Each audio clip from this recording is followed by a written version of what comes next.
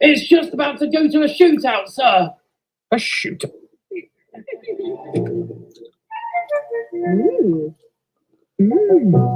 Doubt? Are you listening to a Western or a football match? A penalty shootout, sir.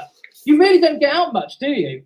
The engines continued to rant and rage at Mr. Chairman, who couldn't get a word in edgeways as Buzz, Eustace, Eddie, Goose, Colossus, and Andy continued screeching and shouting until Mr. Chairman finally managed to raise his voice loud enough to be heard. Forget it, fine. I'll switch the radio back on. Just, you happy now? Mr. Chairman quickly switched the radio back on, being met with instantaneous silence from the engines as the commentator spoke. Well, what a fantastic result. I don't think we're going to see a penalty shoot quite like that again. Ah, dear. And now it's time for the 10 o'clock news. Over to Michael in the newsroom. What a perfect end to a match full of so many ups and downs. But tonight, on local news, a prank gone wrong or a tragic misunderstanding. We speak to the man who may never walk again after an accident. You're joking! We missed the shootout? Uncool, sir. Uncool. Well, that blows. Come on. Let's leave Mr. Chairman to talk to this lot. Perhaps someone else at Mirku knows the results. We'll go up there and find out, I suppose. Buzz, Eddie, Eustace, and Colossus moved off and away from the shed. Andy looked longingly after them and was just about to start moving when Mr. Chairman stepped in front of him. I'm sorry, Andy, but this news also concerns you, and it's quite serious. Andy begrudgingly shut down his engine. Go on then, Chairman. What do you want? You've already ruined our night. Might as well rub a bit more salt in the wounds whilst you're at it. For heaven's sakes, it's only a football match. Only a football match? The result of that would have told us who got into the final. Whatever, I don't care. Never mind that. I've come here tonight because the society has made some very difficult decisions which affect the three of you. The three engines scowled at the chairman before he continued. Andy looked like he would have liked to continue arguing, but resisted for the time being. Now, as you may already be aware, the society is currently experiencing some, let's say, cash flow problems. Is this something to do with the rent here at the junction? I overheard you and Zeke saying something about that a little while ago. Well, that's only a small part of the problem, Goose. More importantly, in affecting you three, is that the cost of operations are beginning to get a little tight because of our monetary situation. And so we're going to have to look at implementing some cutbacks to help improve on those operating costs. The three engines continued to stir. Therefore, we have come to a rather difficult predicament. You see, the society are all in favour of retaining our steam operations, so Goose, you wouldn't be affected by this decision. Goose didn't look particularly thrilled at this news. He could already see where this was going. However, in order for us to retain our current contracts and to be able to reduce our overheads, we're going to have to cut back on the amount of diesel fuel that we use in order to run our day-to-day diesel operations. And because Andy is a far more versatile machine, the society have decided that, with immediate effect, Mr. B will be shut down and kept out of traffic for the foreseeable future. The news quickly sunk into the engine's minds. Now, I know that there will be, of course, some questions, but... Sir, you're withdrawing me? Even though I've only just come back out to work? Well, it wasn't a decision that was made lightly, Mr. B. But this is horseshit. I've literally been out of traffic for months now with my failed gearbox. I've just got a brand new one installed, and now you want me withdrawn from service again? Mr. B, you have to understand the situation. But Andy piped up. No, Mr. B is right. This is complete and utter bullshit, sir. Mr. B works as hard as any of us, and he's just been put back into service. He's still useful to the society. Look at all the permanent wear he's been doing. Of course, but those are things that Goose or even the Dark Railway's own engines could do. And you know that I've been struggling too, right?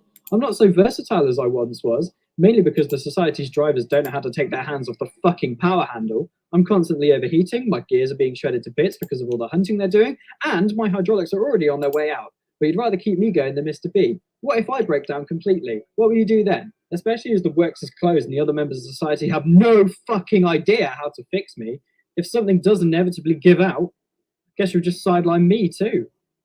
Andy, honestly, I do understand your concerns. I really do. But the society as a whole made this decision, not me. At the end of the day, we are a democracy, and Democracy doesn't work. I will, of course, feed your concerns back to the rest of the members, but my hands, unfortunately, are tied on this one. Okay, Mr. B?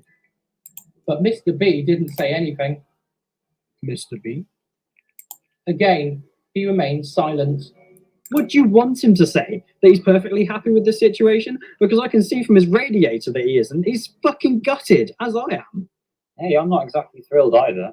Like you care anyway, Goose. You're the cause of all this. Pardon? Let's see. Since you've arrived, you've caused major disruption to services for the society. You've been nothing but a pain in the ass to the other engines. You've been uncooperative and rude. And let's not forget that it's your fault the viaduct collapsed.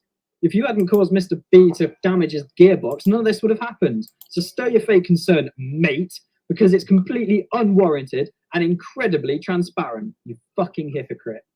That's enough out of you, Andy. There's absolutely no need for that. You know what? I'm done for the night. Get out of my way. I'm going elsewhere. Fucking done with a lot of you. Mr. Chairman stepped aside as Andy growled away, spluttering slightly as he went. He looked back at Goose and Mr. B, both looking quite pained and upset, partly about the football match and partly about this most recent outburst. Deciding that it would probably be best to leave them alone, Mr. Chairman walked away, feeling terrible for the engines as he went. After a while, Mr. B spoke. You do know that I don't blame you, Goose. What happened? Goose was on the verge of tears, but tried not to show this as he spoke. And he's right, though. Oh. Hey, look, it is not your fault that the society is struggling with money right now. Give it a few months, and things might bounce back. You know? What if it doesn't? Then we cross that bridge when we come to it, as a team. There's no point being upset with Mr. Chairman, though. Like he said, it's the society's decision, not his. But it's so unfair. I know. Goose pondered for a moment. Well, I'm not so selfish as I once was. I'm going to try and pull double time from now on. See if I can't try and help the society's finances back on track, so to speak. I'll make sure we rake enough money in to get you back in service, mate. You wait and see. Goose, don't worry about it. But Goose did worry about it. He spent the rest of that night wondering how he could help and show Andy that he wasn't going to make the same mistakes twice. He didn't even really care all that much about the results of that evening's football match. All he cared about, at that moment, was keeping the Preservation Society afloat for his, Andy, and Mr. B's sakes.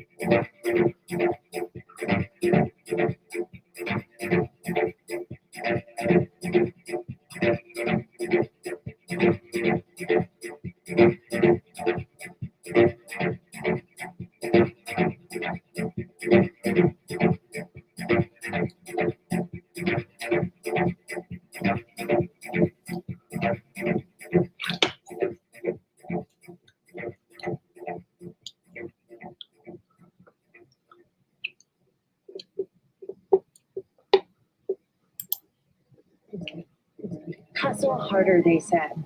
Achievement takes sacrifice. The real secret to success? Better sleep.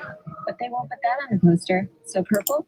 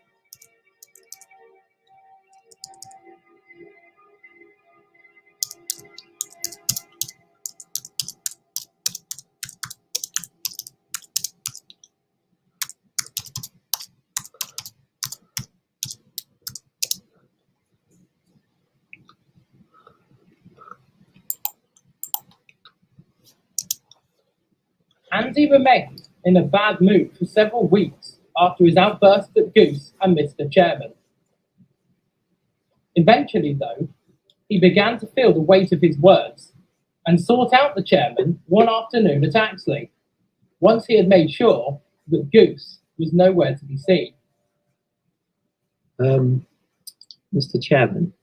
Hello, Andy. Mr. Chairman sounded indifferent, which made Andy feel rather nervous, but he pressed on regardless. Look, I just wanted to apologise for what I said to you that night. It was more out of frustration and anger, and I should have kept my temper under control. I'm sorry. Mr. Chairman considered the little diesel for a moment. It's quite all right, Andy, honestly. I know you're right in your own ways, and I understand that you are struggling. But please try to understand and appreciate that I have to do what the society wants. And I can't just simply overrule the wishes of the other members. We are hard-pressed for new members as it is, and we've lost many of our subscriptions in the past few months as members have moved on to pastures new. So I have to try and keep everybody on good terms, or we risk losing all our members entirely. Yeah, and I can understand that, but still, it feels like we don't have a voice on any of these matters. And I'd just like us to be more involved in the society's decisions. I know that we are just objects in your eyes, doing as you command, but we have our own thoughts and emotions too, sir. And we'd like to do what's right by the society, and you, of course. As for Goose. It isn't Goose's fault. You know that, right? Yeah, I know. He's been trying his hardest to continue working for both us and Zeke, working himself to the ground to keep our cash flow growing. He's doing that for us, and that extends to you also. Andy felt a wave of guilt bubble up inside of him as Mr. Chairman continued. I will speak with the society about this, and ask them to be more considerate to you and the other engines' feelings for future decision making. If that means consulting with you guys beforehand, then I will. Thank you, sir. Taking a break? We want to do good. We want to succeed. And I'll apologise to Goose next time I see him. That would be very kind, Andy. Now I must go. I have some other business to attend to at the mining museum. All right, sir. I'll see if there's any jobs that need doing. See if any of the other diesels need covering or whatnot. You take it easy now, Andy. Don't push yourself too hard. I'll try not to, sir. And with that, Andy rolled away as Mr. Chairman made ready for the long walk up to Soma.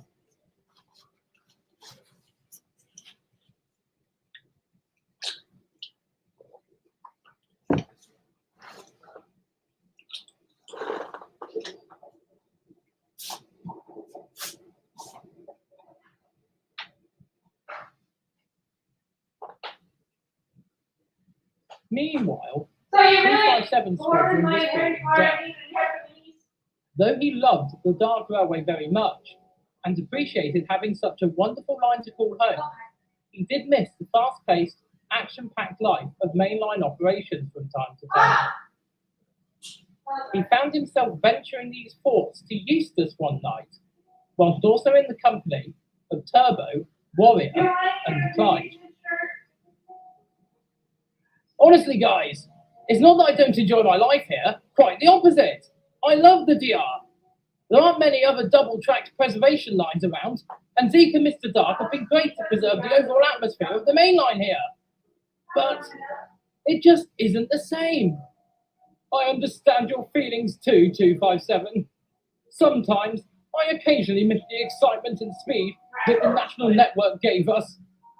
It hasn't helped that we had such a wonderful taste of mainline operations again with our rail tours, before British Rail put paid to that. Aye, that's definitely right. It's a real shame that they stopped you two from doing those. I'd be very annoyed if I'd just been re-registered as a mainline runner, only to have it snatched away again after such a short time. Well, you did get to go again, and some educated man never got the opportunity to do it ever again. Although we mustn't forget that the main line is a very different place than it was in the news. British Rail ran services into the ground, didn't got much care for what they inherited, and withdrew steam far too early, in my opinion. Indeed, an absolute scandal. The throng in your prime, with plenty of life left in your boilers. Just what were they doing? Well, at least you two are still here to tell the tales, eh? You keep those memories alive. I wonder what it must have been like back in the early days before we'd been built. Oh, those were the days. I remember them well. Back then, of course, I had my original shape and looked very much like 257. Yes, the infamous rebuilding of the Bully Pacifics.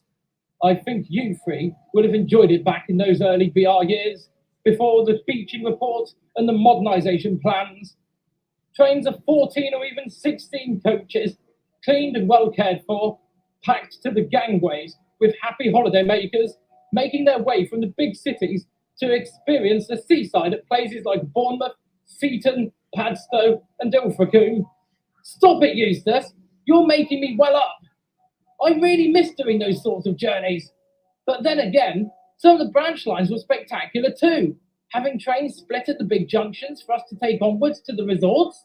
It wasn't just the high-speed hijinks that I miss, it's the freedom to go wherever we want, to see different sights, experience different things, come across railway lines and stations that we might never have found. Those, boys, were indeed the days. The Diesels and Clyde looked mighty impressed. Alas, those days are long gone, and now I'm stuck here, probably forever. Not necessarily, 257. What do you mean? There are still mainline steam operations happening to this day, right? Right. So, why don't you speak to Zeke about it? See if there isn't a way for you to transfer out to the mainline somehow. I know that's possible, even without physical rail connection. Hey, perhaps you're right, Warrior. Lino came back on a lorry, didn't he? Perhaps I could return to the main line if I asked nicely. I'll speak to him tomorrow. That would be wonderful. I'd love an opportunity to stretch my wheels as well. Then I'll see if you can come with me. The two Bully brothers back in action. Romping out on national metals once again. If Caracas can do it, then surely we can too. That would be a great opportunity for you both. I'm certain that he'll agree. I hope he agrees.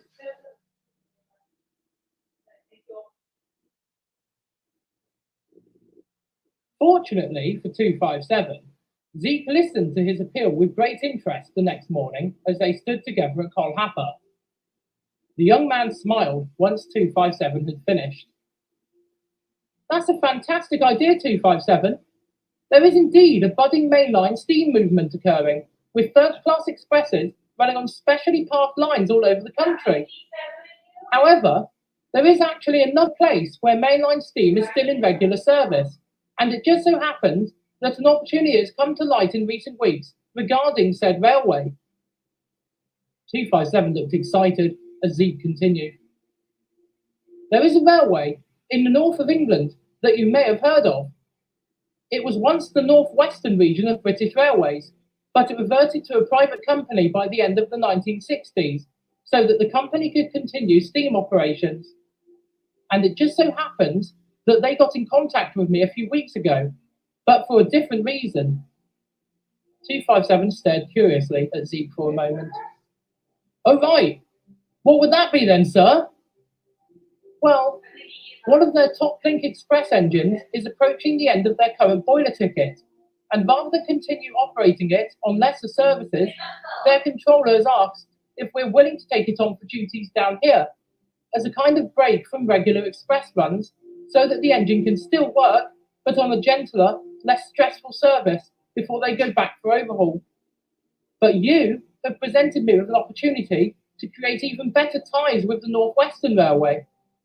If I asked them, they might allow you to head up there and take the other engine's place for a while, operating expresses over their railway. Does that sound appealing to you, 257? 257 couldn't stop grinning as he spoke. Zeke, that would be a fantastic opportunity. It's somewhere I've never been before, and it would be nice to have a change of pace and scenery. But what? Could I make a request? Yes? Can Eustace come with me?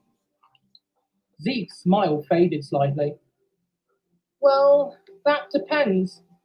If the Northwestern Railway's controller agrees to it, then perhaps it can be arranged. But I'd have to find cover for both of you whilst you're gone, and I'm not 100% sure that I can spare both of my Pacifics right now. Unless...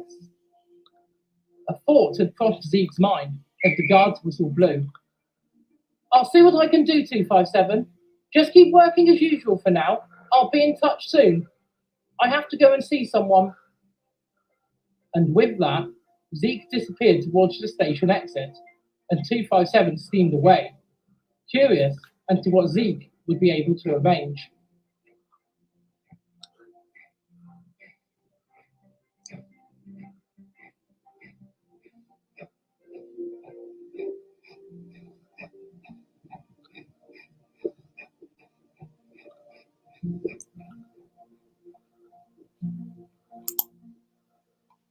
"257 didn't hear anything from Zeke for a while, and began to worry that his little business trip away would be jeopardized in some way, or worse, that he would be allowed to go, but Eustace wouldn't. These thoughts swirled inside his smoke box for the next few days, and late one evening he found himself standing awake, lost in his thoughts, alongside Eustace. Eustace awoke with a stir as 257 shuffled. 257, you're still awake? Yeah, sorry, just thinking, worrying more like it. I'm sure you'll be allowed to go to the Northwestern, 257. Don't worry about me, I'll be fine. 257 could hear a small hint of disappointment in his brother's voice, and felt even worse for it. But then he heard a strange sound. What was that? It sounds like a steam engine.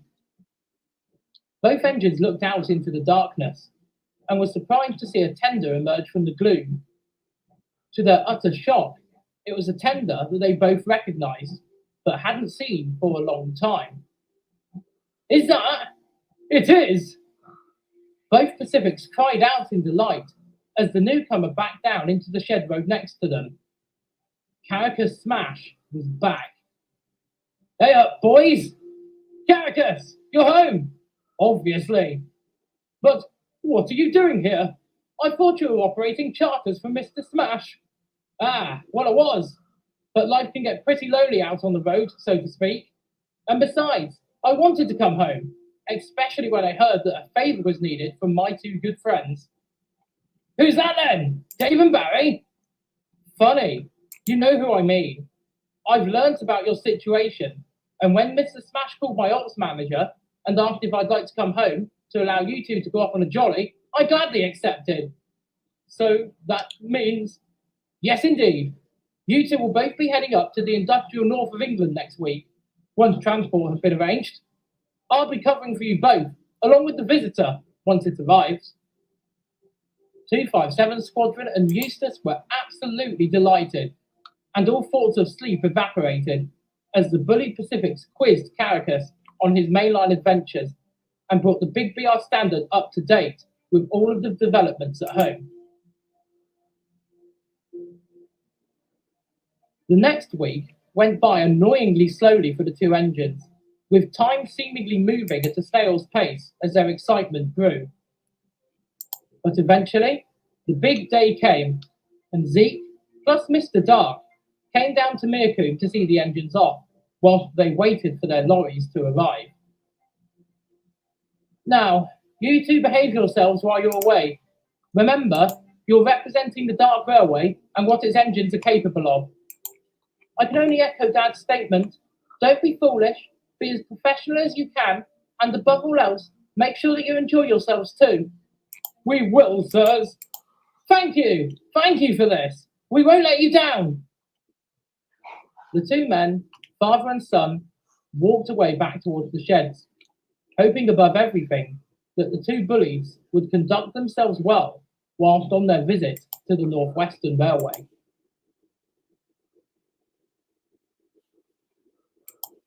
With the two Pacifics on their way to their new temporary home, Caracas soon got back into the swing of things, enjoying the slightly more relaxing operations that occurred on the Dark Railway. He was often swamped with questions from the other engines of an evening, becoming something of a minor celebrity among his friends as he explained what the main line was like now. But soon, another lorry had arrived in the yard at Mircoom, depositing the visiting engine from up north. Ryan was busy on another job that morning, so it was left to Alan to welcome the new arrival, and he was shocked when he saw it. Standing in the yard was the largest steam engine Alan had ever seen in his entire life. It was painted in a very fetching shade of blue, with red and yellow lining all along its gigantic boiler, and had the number 4 emblazoned on its tender sides. Alan was gobsmacked as he approached. Whoa! Excuse my language, my good sir, but you're fucking chonky as all hell, mate! The engine chuckled as Alan coupled up to him. Well, I shall take that as a compliment. You seem like a pleasant fellow. What is your name? Alan. And you? Hang on. I recognise you. You're Gordon. That's right. But you're an actual real-life celebrity, coming down to a humble railway to see us. Oh, I am honoured to meet you, Gordon. Please excuse my earlier language. Gordon laughed again. Haha, that's quite all right, Alan. No need to treat me any differently from any other locomotive. Famous or not, it is I who has the honour of visiting the world-renowned Dark Railway. So you've heard of us? Indeed I have. Me and my friends have heard the tales of what have happened down here on this largely unknown corner of Kent. Is it true that one of your engines was taken away to another dimension by a demon? According to those involved, it is. And that your line plays host to the last remaining Fowler 2P in existence? You mean Sid? Oh, he's away at the moment. Oh, it would have been wonderful to have met him. My friend Edward would be so jealous of me if I told him that I had met him. Alan felt rather confused as he began to move Gordon over towards the turntable so that he could be faced in the right direction. What's so special about Sid? He is like me, the last remaining member of his class. I have a habit of trying to meet as many unique surviving engines as I can. Call it a hobby, if you will. Then you'd like Colossus. He's the only surviving member of his class, too. I look forward to that. I must say, thank you for doing this, Alan, bringing me to the sheds. Hey, it's just my job, man. And you do it very well. The diesel shunter at our works back home can be prone to a bump or two when he starts up. So it's nice to have a nice smooth ride. Speaking of the ride, your rails are very smooth indeed, and the ballast is packed just rightly so. Yeah, our permanent way department have been working hard to maintain it. Good timing on your part, I must say, as we've just completed an inspection of all of our bridges and embankments for structural damage. Oh, that is good to hear. I am, sadly, rather on the heavy side. My controller doesn't usually allow me to visit other railways, but your manager assured him that your infrastructure will be more than capable of taking my axle load. Good job, really. Oh, here we are. Turntable time. Then I'll take you over to the sheds. Thank you ever so much, Alan. You are a credit to your railway. Alan was not used to this much praise, especially from an engine that was as famous as Gordon. He watched in awe as the massive engine was turned around to face the other way. Once the table stopped moving, Alan moved forwards and coupled up once again, moving the visitor into the platform so that he could himself move round to the front. Passengers milling around the station turned their heads and moved over to inspect Gordon as he stood in the platform. Once Alan had made his manoeuvres, he slowly coupled up to Gordon once again before shunting him slowly back out towards the sheds just down the line.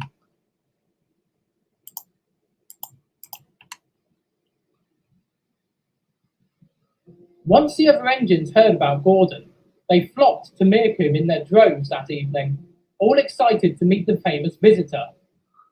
One engine, though, was uncertain about the newcomer. I'm really sorry, everyone, but I don't understand why this Gordon dude is so famous. He's appeared in books, Goose, and they were written by a very renowned author. And he and his railway are well known for beating British Rail and retaining the right to continue operating steam.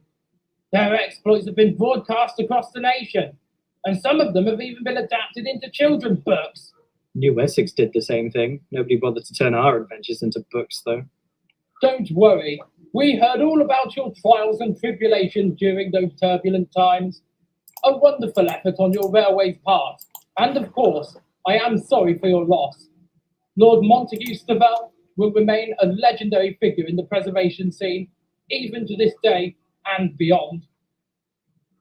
Stan lapsed into silence at these words, thinking back to the old days. Dave stood nearby, comforted his brother, whilst the others continued talking.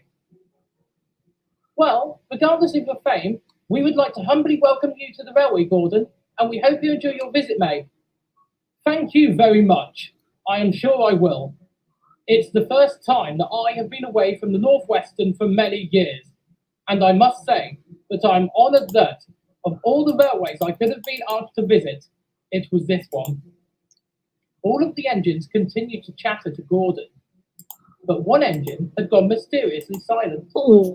Barry, who was normally quite happy to speak up, was remaining suspiciously tight-lipped. Caracas noticed and asked him to accompany him to the goods shed for a private chat. Barry rolled forwards, with Caracas following on shortly after. Is everything all right with you, Barry? Barry looked up. Oh, Barry's all right. I just don't want to say anything that'll cause any trouble again. Why would you cause trouble? Because I'm feeling a little jealous again. But I don't want to feel like this. Come on, Barry. You don't have to be jealous of Gordon. He might be famous, but he isn't Barry, is he? I suppose not. You have nothing to be worried about. Just because an engine is famous doesn't mean... But a voice interrupted him. Is everything all right over here? I do apologise for intruding. No, you're all right, lad. Barry's just feeling a little down, that's all. Down? Whatever's the matter, my friend?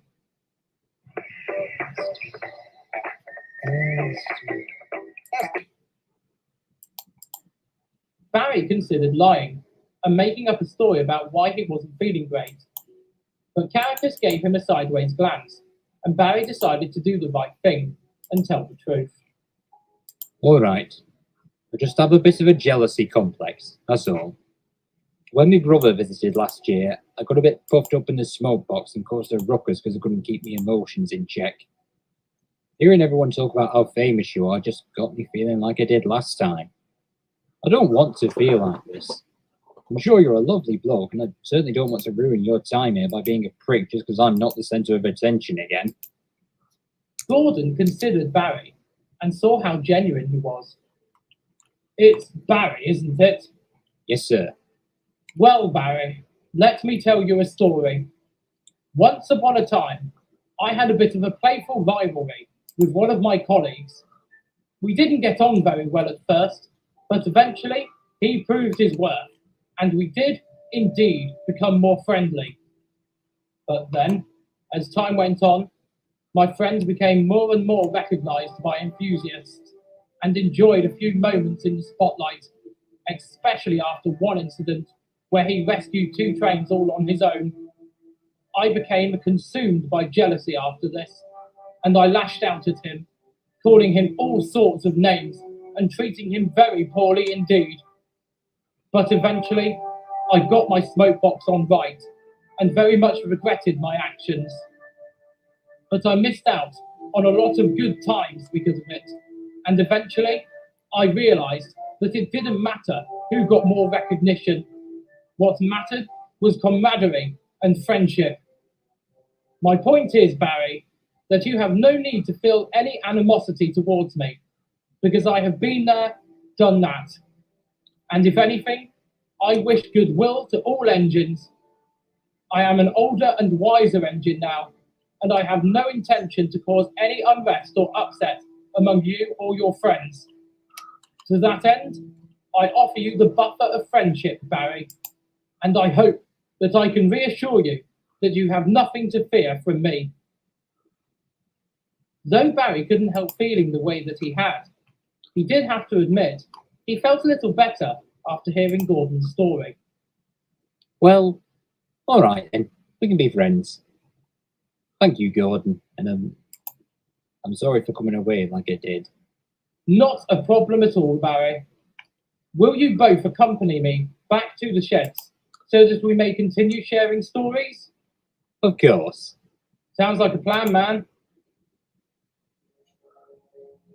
Upon their return to the sheds, the engines continued to share their stories long into the night. Though Barry still felt a little awkward, he could at least appreciate that Gordon had been sincere and that he was not there to cause any grief among him and his friends.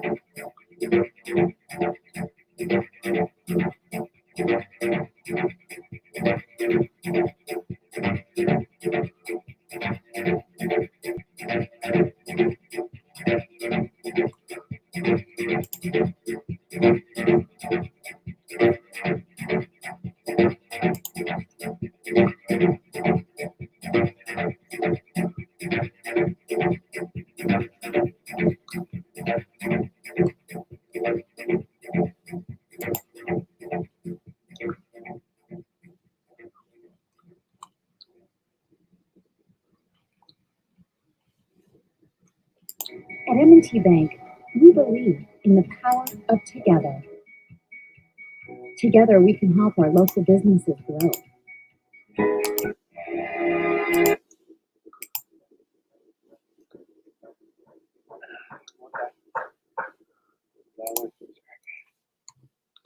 Cough.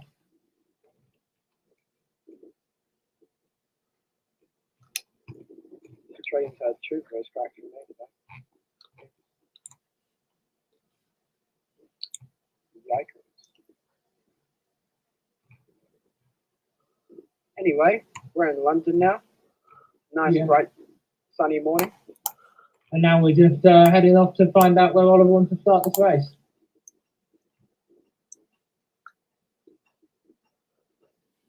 Well, I'm actually flying through the air. Holy shit, and I landed it. I'm assuming this is the start point, is it, Oliver, down here? Well, this gets us to the M25 here. Yeah. So we'll make this the start point then. You know, sometimes when you crash in TS and it absolutely just like chucks you into the air. Yeah, That just happened to me and I landed it. amazing. I didn't go that high, but I went like enough to flip several times.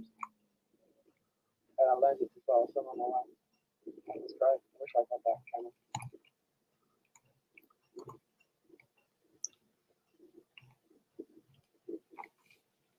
So where are we starting, Oliver? Well, I guess we can start anyway. Maybe this bridge. Yeah, we've got to wait for Satanic and So we're on like a loop road at the moment, yeah? yeah, the M25 is a big loop basically.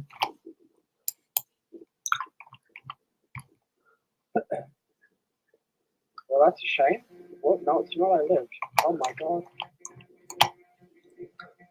If you two were looking behind you, you would have seen it. I was, but I didn't see you. I'm on the other side of the road, actually. Oh wow, how'd you do that? That might be why. I've flipped a couple times. Oh cool. I think I'm going to turn off my beacons for doing this. I'm gonna look at the map. Oh, I see. So it's the really big ring that goes around London. Yeah. Are you sure you want to take that lane? You know what? Maybe I am sure. Who knows? Maybe it's a blessing in disguise. I don't know, because the traffic started piling up in front of you. Or maybe I'm just a professional.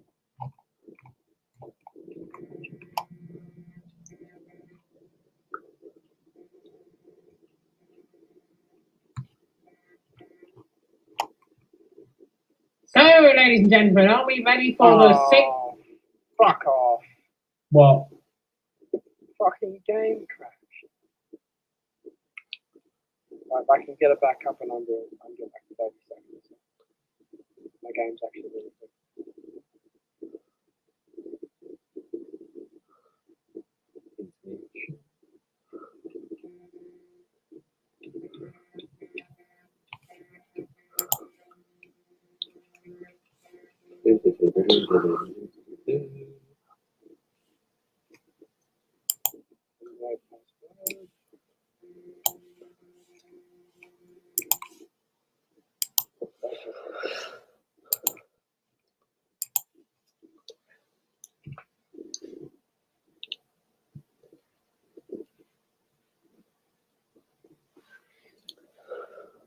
What a shitty thing for you to do, game.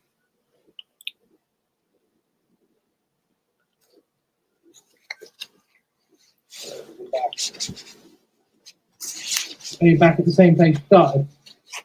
No, we will see. About 2 seconds. I am. Just a little bit back. I just have to round the corner. Oh, good. You can be on the correct side that way. Although I spawned again on the wrong side. Move everything over. Back over. The button somewhere.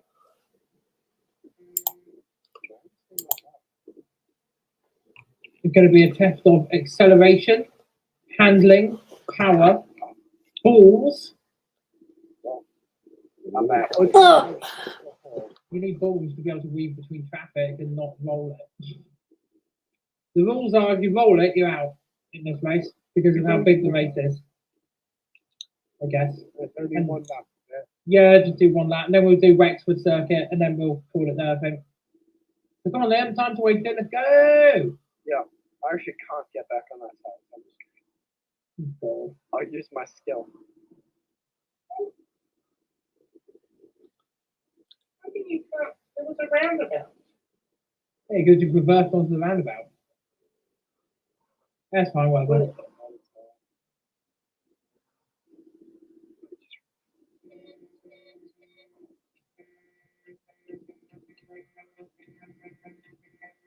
Right, everyone, let's do this then. 3, 2, 1, go!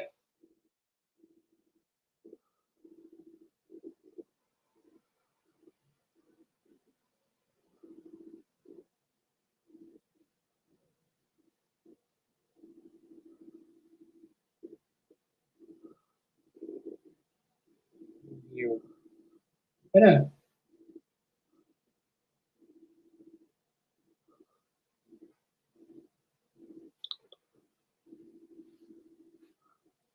I don't really think they're going to be much in this, to be honest. Probably not.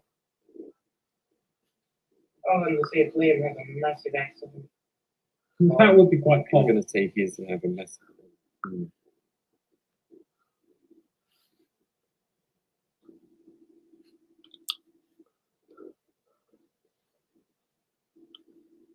Oh yeah, top speed.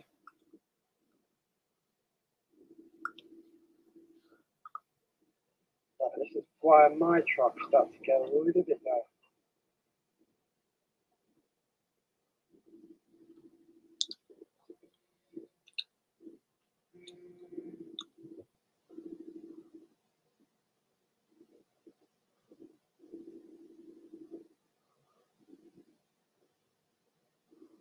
Oh, yes, Chumbush. I might not have acceleration, but I've got speed. What, you two just morph through each other? Yeah.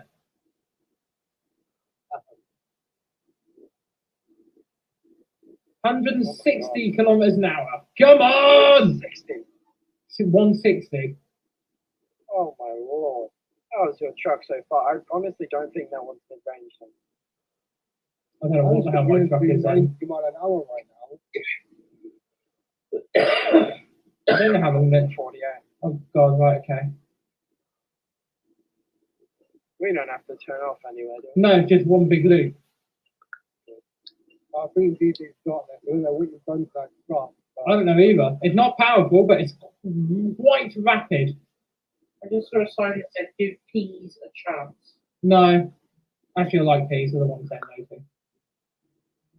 Maybe on the wire then. You are just blazing. I now have decided to name my truck. Like, I've never named my truck before, but I've decided that my truck's new name is now 420 Blazer St. Michael.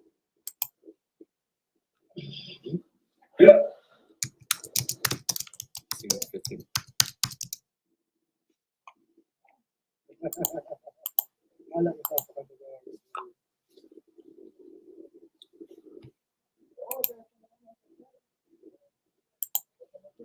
You are just pulling away. I can't go faster than 149.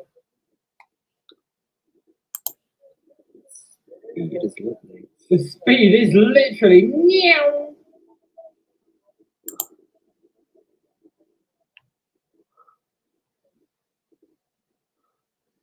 You say I'm pulling away, but I'm not really. I'm only just a little bit ahead. Whoa. Where have you gone? Who? I want to say Andrew. Yeah, Satanic. Oh yeah, where have you gone? Just veered off the road. Wrong there. Hey? No, I'm back on all four. And I'm back on all four in the day. Yeah, but you're on the M11.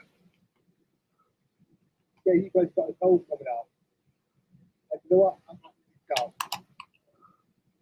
Managed to flip it up over a barrier. It looks like the toll is like the halfway point anyway, so that's where it could be. Remember, I've got speed, but not acceleration, so. You've still got more acceleration. I don't think I have. Yeah, well, I was behind that entire track at the start. Oh, cool. I'm going in the Turn over the I'm going Thames. over the bridge. I'm going under the Thames. Oh! Yeah, and I'm looking at that's bad. But there's no actually, it's not actually a toll. You just go through it. And I hit a top speed of 165 kilometers an hour. Guess what, Oliver? You get second place.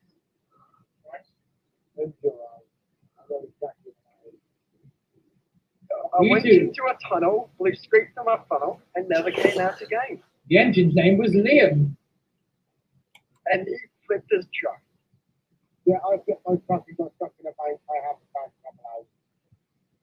Oh, whoa, okay. Whoa, God. Avoiding the toll. You know the toll wasn't actually a toll? You just drive straight over it, yeah.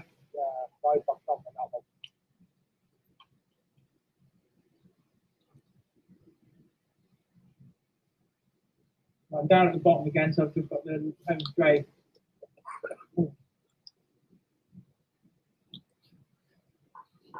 Yeah, we'll teleport for Wexford. How's that sound? In fact, you guys can do that now if you want. Good little 420 blaze it, Michael. What do you think it's worth after all? What engine do you have? No idea.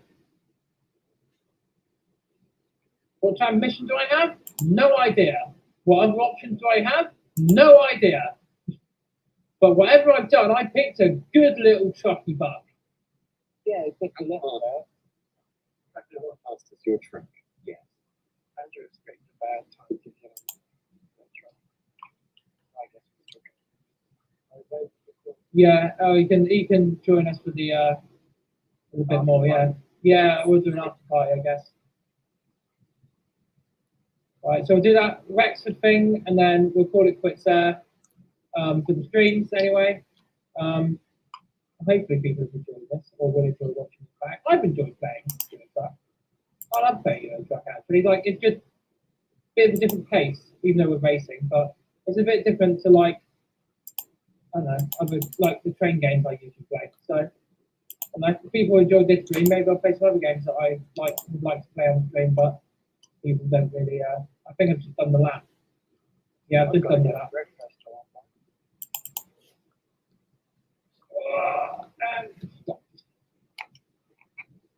So that's a win for Team DDJP, I think. Anyway, let's use our magical teleport power to go to Wexford, which is in Ireland. What am I hanging on for? Why? Why? 5, 4, 3, 2, 1. Bye, Tom. I saw you coming, you dickhead. Anyway, teleport time. So, to round off this stream, everyone, we've just done a lap of the M25, which was fun, and actually, to be fair, I may do again if everyone would like to. Now, this is the one I'm going to lose at because we're about to do what we have dubbed the Wexford International Circuit, which is a triangular track around Wexford in the Republic of Ireland, and that's where we're going to end the stream. So we'll get some start line over. Well, where we put the start line to over here, I guess. No, still going. I think we'll go to where we started last time. Yeah, the convoy should still be going. Probably because I was teleporting at the time. Well, I'm here at the back. Yeah, I can see you. You're behind me.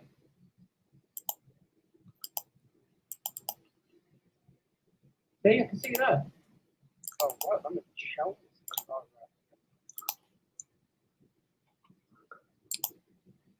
Oliver, what in God's fucking earth name are you doing?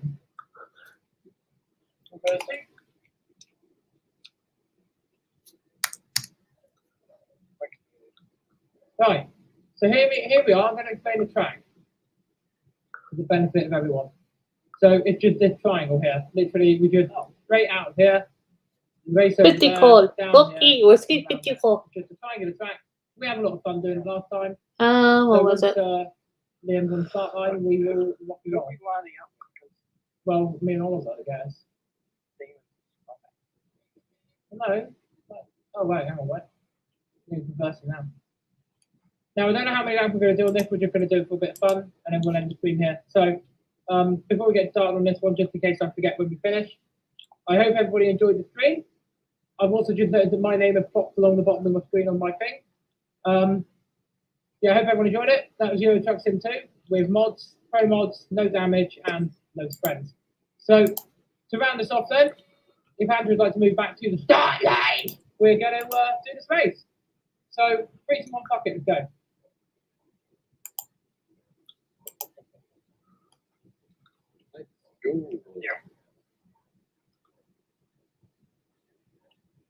Moving the roundabout. Whoa!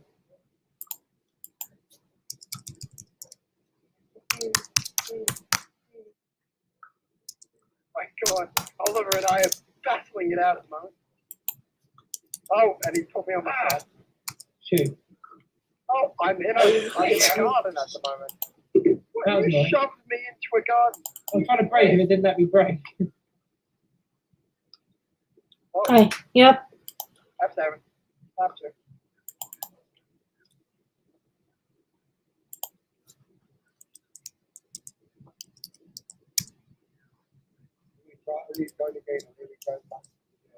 Just keep going. No, just keep going around. Just keep going around. It's fun. And on the Grand Prix, we have Satanic Demons in first place on the first lap. We have got the J Productions in second place. We've got Oliver Pocock in third place, and Liam has had to sadly go back to the pit lane, but he's on his first lap again. So did Oliver. Oh, and Oliver then, he fucked over. Hooray! This is Sid, your narrator. I'm sorry. Let's see the Grand Prix.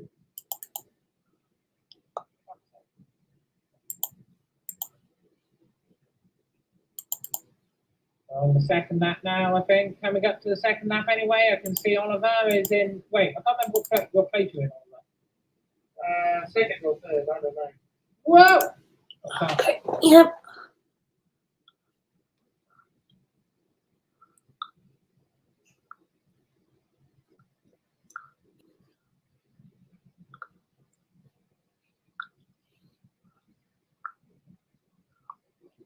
I think I've not got the acceleration for a track like this.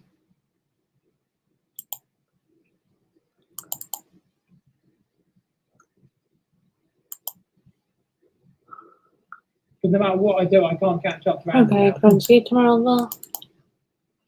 Like, I haven't got the acceleration he's got. I don't know what. I've got my nose horsepower or anything. That's it. I don't maybe have to. No.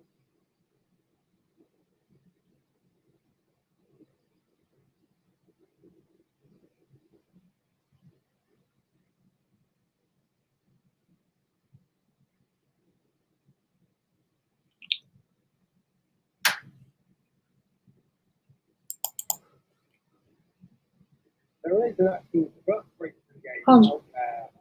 Okay, that's fine. Well,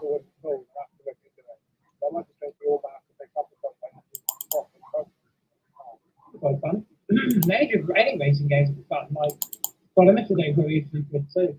But because of Codemasters, yeah, thanks Codemasters, I can't stream that. No. Not on YouTube anyway. I get copyright claimed by Codemasters every time. Whoa, power slide. I think I might do one more lap and then call it quits there. Well, that's big. What happened to you? I just saw myself flipping over. Oh, you're on your head. Oh, man. Oh, that means I might be able to take the win. Yeah. Hey! Yeah, Oh wow, hang on, wait, hang on. Let me help you. Let me help. Huh! Oh, I didn't help. Well, I tried to help a fellow trucker, but I'm gonna go finish up this lap and then I'll that is an upside down Andrew, that's fine. There's Oliver. Oh, Oliver coming out of nowhere to take the lead. Yeah. But there you have it, folks. I think, surprise obstacle. although to be fair, Oliver, What? did you crash at any point, Oliver? Surprise obstacle. I don't know. Whoa! Surprise. Gotcha. Right, and that's that then. I'm gonna finish it up there. So there you go, guys. That was a bit of Euro Truck Sim 2. Hope everyone enjoyed the stream. And I don't know, if you enjoyed it, let me know. We'll do another one again sometime. I'm just gonna finish up by trying to do a spectacular crash because it could be funny. But yeah. Well, are you still going around the circuit? Then? No, I've gone off in a straight line. I want to see if some of them crash into or something. There we go. That'll do. Ow. Not spectacular as everyone else is crashing, but that'll do. Thanks everybody for watching, and we will see you next time. Goodbye. Bye. Bye.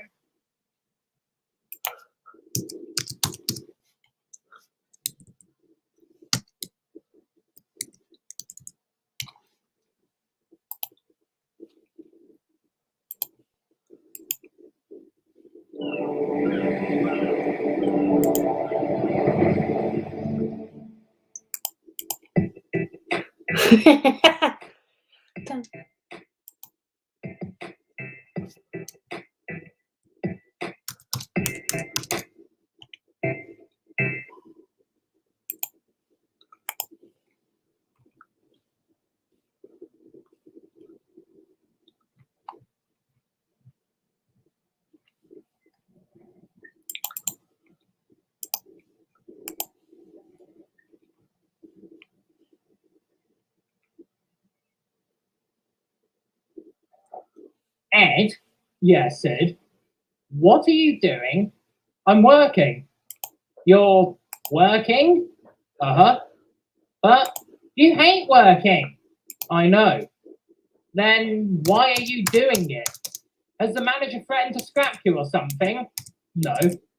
Has the show been cancelled because we never do anything? Nuh-uh. Has Liz promised to go on another date with you if you do some work? I fucking wish, mate. Then why on earth are you working? Bored, innit? Bored? Yeah, I'm bored. So rather than being unproductive, like some engines I could mention, I'm doing something practical with my time. You should try it. You know what? I will. Get that train shunted together and I'll take it up the line. Sure.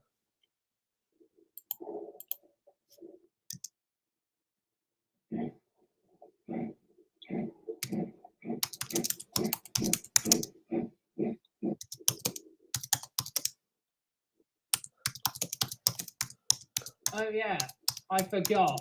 This is why we don't do any work.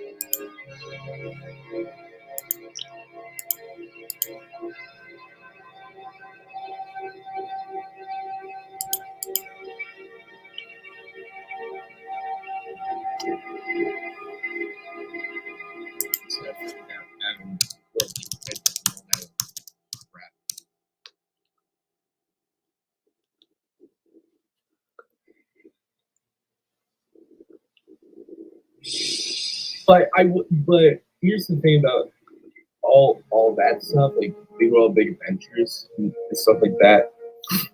Gordon was very And he's much like enjoying his visit to the Dark about Railway. a lot of random shit. He had soon made friends with everybody and was pleasant to all that he met. Zeke, of course, didn't want to push Gordon too much, and so he was given lighter loads than usual for the climbs towards Mirku, and the banker was always on hand to assist him should the need arise. Thankfully, it didn't, as Gordon was determined to hold his own and prove his worth, even at the tail end of his current boiler certificate.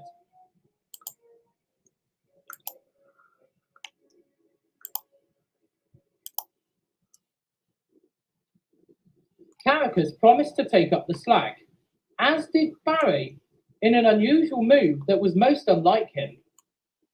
He began volunteering to take more passenger trains than normal, rather than heading the internal freights that brought construction material from Mirku to the railhead at Belgrave, where the line's extension was still slowly underway. Everything appeared to be going smoothly, but for the Railways Preservation Society, things were not quite so plain sailing.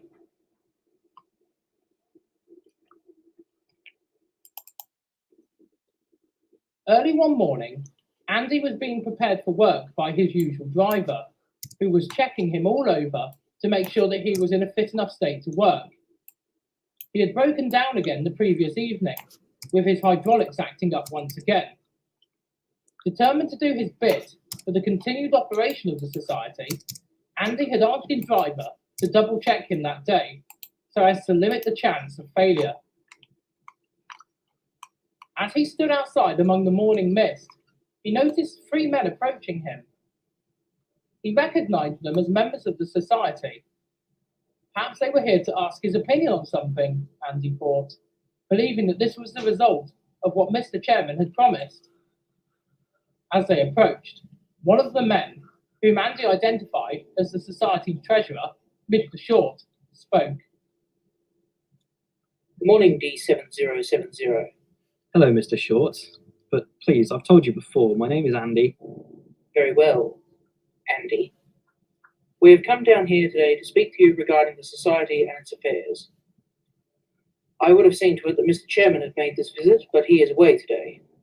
All right. I assume that Mr. Chairman spoke to you regarding my request? Indeed, he did. So does that mean you're going to ask us to make decisions for the future of the society? Quite the opposite, actually. We have come down here today to tell you that your feedback regarding the society and its operations will not be necessary. Not be necessary? What do you mean? We have spoken to the other members of the organization about this, and they, including ourselves, do not appreciate the idea of our rolling stock telling us how we should conduct ourselves. We make the decisions, not the locomotives. You, as our property, will do as you are told and nothing more. Andy felt a wave of anger come over him and couldn't help himself. Right, so basically what you're saying is we should just blindly follow your orders, not have an opinion on anything, and shut up. Is that it? Huh? I thought you lot were all about preserving the Dark Railway and keeping the spirit of the railway alive. From what I've seen, Zeke and Mr. Dark take their engine's thoughts and feelings into consideration. Yet here you are telling me to butt out and not have any say on what the society does, despite the fact that myself, Goose, and Mr. B are part of the society. Wrong. You are our property. You do not pay a subscription fee to the society, do you? Of course not. I'm a fucking train. There you go then. And because of this, we suggest that you keep your mouth shut and follow orders. I have rights too, you know. Do you really? Because last time I checked, you're a machine. And machines don't have rights. So I'm basically your slave? We're not going to get into this discussion, D7070. My name is Andy, and we will discuss it. If the society isn't willing to listen to what I have to say, then I'll do what exactly? Go on strike? That didn't go too well for 5405 last time, did it? Do you know, we were quite happy to part with it and cut our losses. We could do the same for you, if necessary. Mr. Chairman wouldn't allow it. He wouldn't have a choice. If it were put to a vote, he has to do what the society dictates, and... We don't have to stand here and listen to this, gentlemen. The engine has been informed of our decision. It is best we leave it be and get back to it. Stop fucking objectifying me! But the men had already started moving away. Oi, come back here and listen to me. Oh, what's the use? Andy slumped into silence as these words weighed on his mind. Mr. B spoke from behind him. Ignore them, Andy. How can I just ignore them? They've just admitted that they'll overrule the chairman no matter what he says. And our opinions don't count to those bastards. Fucking hell. Perhaps Goose was right. Perhaps humans just don't care about us and only see us as objects without thoughts and feelings and emotions and needs. You know that Mr. Chairman nor Zeke are like that. Neither is Mr. Smash. I know, but what can they realistically do for us? I don't know. Unfortunately, we are owned by the society. So we have to do what they say, don't we? Don't really think I want to anymore, now that I know how they really see us. We're not all like that, you know. Andy's driver had just emerged from his engine room and looked heartened. Don't you listen to what they say, Andy. That short fella doesn't really care about anything other than profit margins and efficiency. He doesn't spend any time out here actually interacting with the railway. All he cares about is getting the society out of debt, no matter what the cost to anybody else. Rest assured, both of you, that they are a minority and that the other society members won't let them bully them for much longer, let me tell you. Thank you. Truly. Now, I finished my checks, and I think you should be okay, Andy. We'll take it easy today, not like the chap that had you last turn. That would be nice. I want to do my bit, but for Mr. Chairman, not for them bozos. Quite right. Now let's get going. We've got quite a few things on today. Andy slowly left the sheds, saying a farewell to Mr. B, who looked as miserable as ever as the high neck rolled away.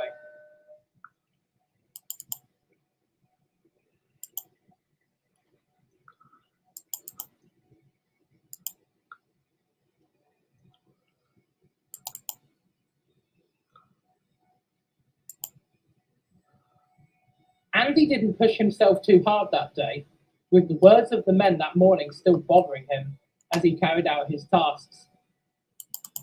He was so preoccupied with this that he didn't notice that he had almost bumped right into the visiting engine as he rolled towards the sheds, the points not having been set correctly, as the big engine was taking on coal. Oh my, I'm so sorry. Gordon, is it? Oh, don't worry about it, Bear.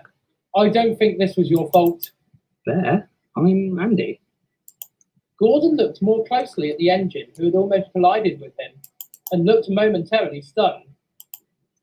Oh, I do apologize, Andy. For a moment, I forgot where I was, and thought that you were my colleague Bear. He's a class 35, just like you. Oh, what was his running number? It's D7101, if I recall correctly. Something clicked in Andy's mind. D7101. I know him. He's my brother, of course. But he's one of my favourite brothers, whom I used to work with really, really well, back in the days when we were both shedded at Bristol. Always had a good laugh with him, so he goes by Bear now? Indeed. He got that name after he came to our railway, due to the noise his engine made. He's out of traffic now, though, most likely because of that. Poor fellow. I mean, is he okay? Oh, yes, of course he's okay. Andy could tell from Gordon's tone that he wasn't being entirely truthful. Are you sure about that? Well, all right. No, he's not in a good way at all. His engine's always made a very loud noise, as I said, and last year he was withdrawn from traffic because his prime mover failed. Spectacularly, I might hasten to add, whilst hauling our big express. So far, the engineers at our works haven't been able to fix him. They think his engine and generator are too far gone, and though my controller has reached out to other owners of the same class of engine, none of them are willing to help us. Probably because they know what that means. That would mean, well... Gordon looked pained as he saw the realization dawn upon Andy. It would mean... Precisely that. The two engines didn't speak for a moment. Andy broke the stalemate.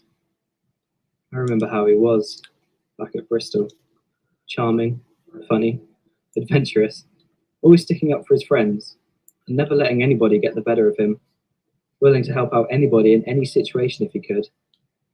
Yes, he is a very valued member of our team, and it is a painful thought to think that he could be out of service for such a long time if something cannot be done. My controller is appealing for help. He doesn't want to leave Bear in the state that he's in. Not after all that he's done for the railway. It's... Gordon couldn't speak any further. He was clearly feeling quite emotional about the subject. Andy was too. The thought of one of his favourite siblings rotting away in a workshop somewhere, unable to be helped, made his insides squirm with guilt. It made his little spat with the society members that morning seem like a distant thing, far away and unimportant. This was what was important, he thought. He wished there was something he could do to comfort Gordon, but he couldn't. Almost as if he had read his thoughts, Gordon spoke solemnly. Alas, there is little that either of us can do, Andy. It's actually a good thing that your controller sent 2 engines up to our line to help. I don't know what we would have done without his kindness. Andy didn't have the heart to tell Gordon that he wasn't owned by Zeke, but at that moment, he wished that he was. Gordon tried to give a smile. Anyway, I am sorry for bringing this all up. I'd much rather not bring up a depressing subject whilst I'm here whistling down my own time until overhaul. No, it's all right, mate. I'm glad you told me. At least it gets it off your steam chest. And if you need to speak about it again, I'm here for you, all right? He's my brother too, and if I had the power to, I'd want to do what I could to help him. That's very kind of you, Andy. I thank you for that. No problem. I better get out of your way. Sorry for almost hitting you. That's quite all right. You have a nice rest of the day, Andy. You too. Andy moved out of Gordon's way and headed off to the sheds, feeling very conflicted about his position and wishing there was something he could do.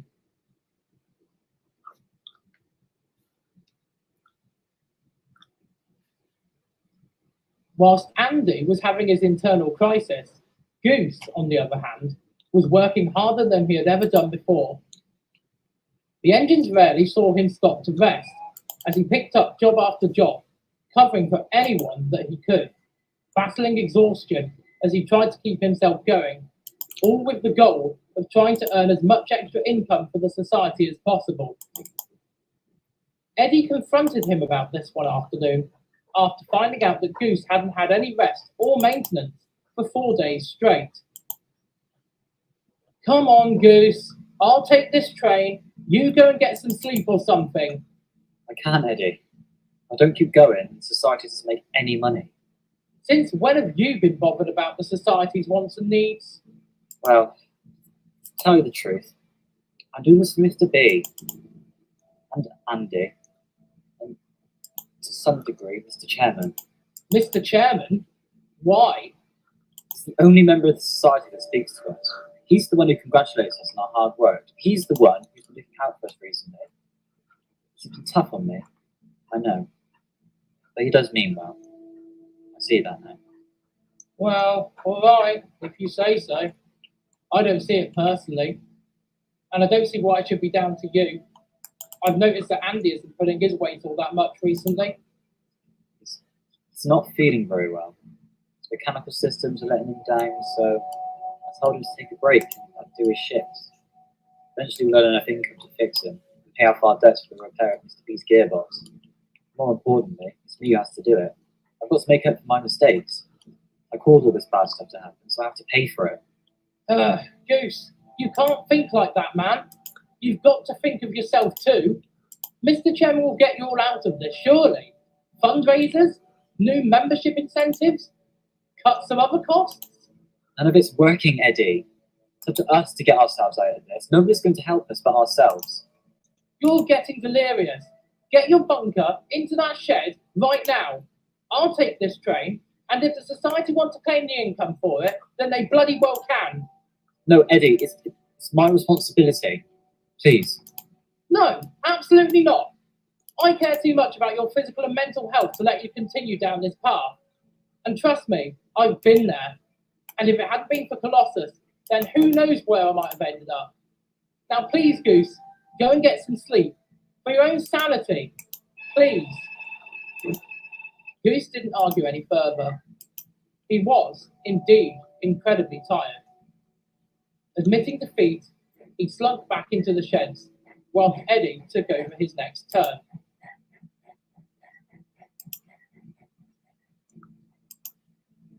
After an hour or so, Goose had finally managed to get some sleep. But he didn't stay asleep for long, as he heard an engine reverse into the shed next to him.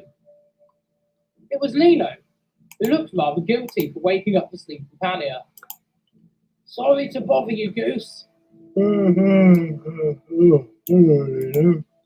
It's alright, dude. Yeah, not too bad. Just needed a rest. Got a pain in my side rods. Oh dear, not good. It sucks, though. I've got another shuttle to take to Soma in a while, and my driver says... Don't worry about it. I need to get going again anyway, so I'll do it. You sure, Goose? You look on the verge of collapse. I'll be reap. Gotta do my bit to earn my keep, right? Gotta help you out with the shuttles. Gotta keep going. Gotta keep the society together. Goose had already started rolling away as Lino called after him. You be careful, Goose. Exhaustion's no joke. Goose didn't even register what Lino said as he huffed away to find his coaches.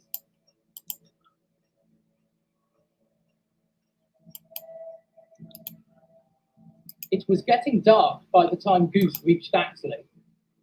His coaches were concerned as he simmered in front of them. He looked very unwell indeed, but he was stubbornly refusing to admit defeat and call for a replacement. The guard's whistle blew, and Goose slowly puffed up the line towards the junction to the branch. His puffing laboured as he reached the incline. Goose was beginning to struggle for steam as he reached the viaduct. His driver was concerned, but Goose continued regardless, muttering to himself as he entered the cutting. Keep going. Gotta save society. Got to save Andy. Gotta save Mr. B. Got to keep going. But then, as he had almost reached the top of the hill, an ear-piercing crack, a jet of steam from his cylinder cocks, and the agonizing cries of an engine in pain. Oh! Oh, bloody hell! Oh!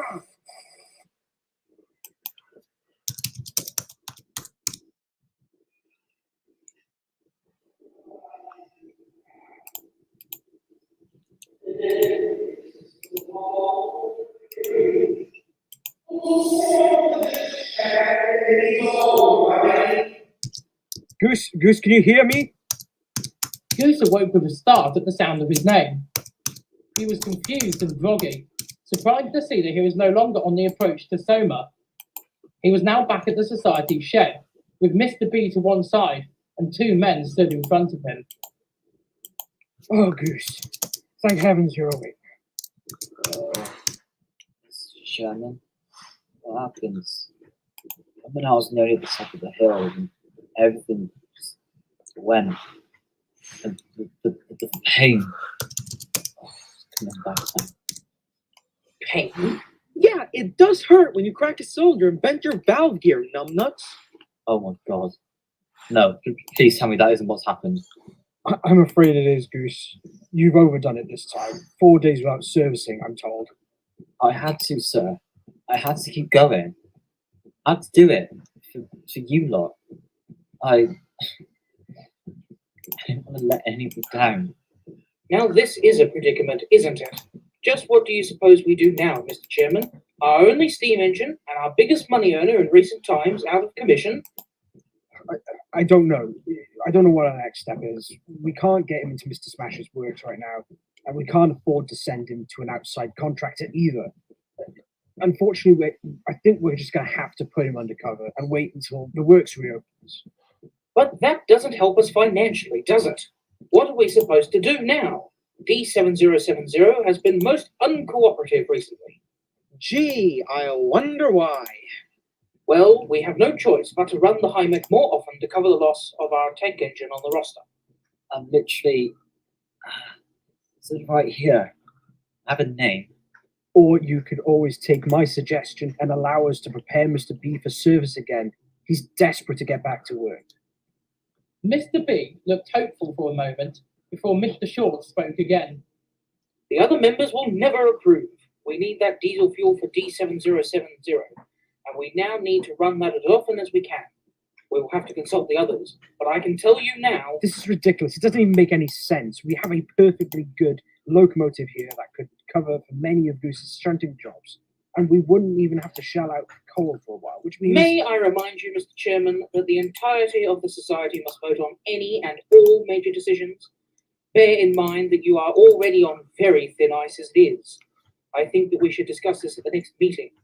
For now, we must continue earning capital by whatever means necessary.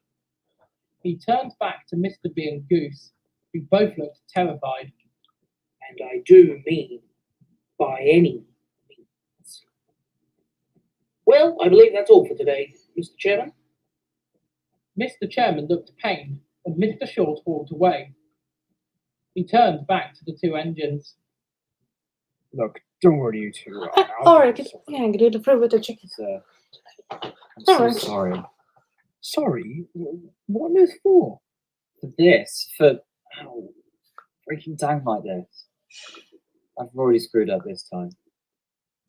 I won't be able to shrug off bent valve gear or cracked cylinder. I know, but this isn't your fault. If anything, it's mine. How do you work that out? It's my fault for not stopping you from maintenance and letting you get carried away with all of this. Your failure is within my own failure, and it should be me who is sorry.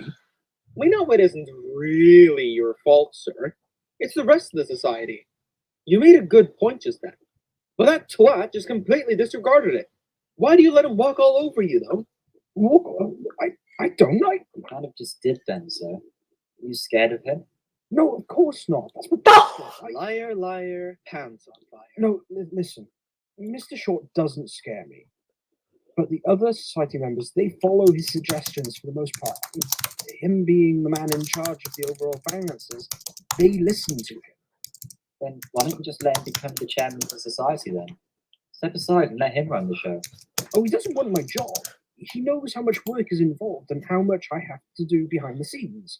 No, he just wants to throw his weight around and pretend that he knows what's best for the future of the society.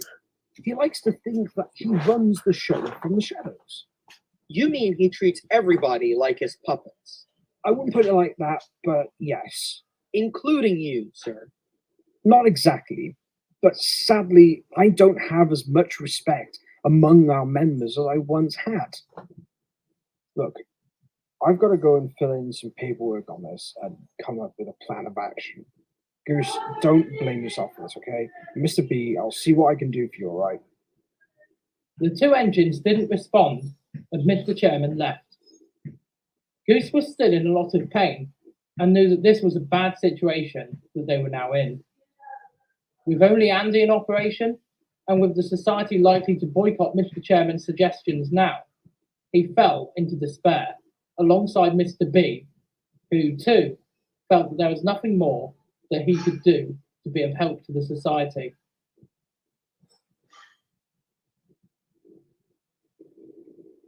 The weeks passed.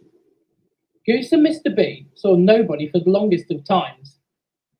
Andy, of course, came to visit them, but he could never stay for too long, as he was rushed away to take on other jobs. The two engines felt powerless and lonely, but that was all about to change when late one night, Mr. B was awoken by a familiar voice. Mr. B, are you awake? I am now. Sorry for waking you up, but I wanted to come and see how you were. I heard about Goose. He looked over to the broken pannier tank. He was sound asleep, but giving occasional grunts of pain. If we could, we'd take him in and repair him, but he doesn't know. I know that. I haven't told him, nor Andy, nor Chairman. Mr. Smash says that he wants to see you, but he says he wants to see you away from everyone else. Is he still at the works then? He's still working, but he says you're welcome to come over. I'll take you if you want to. Please.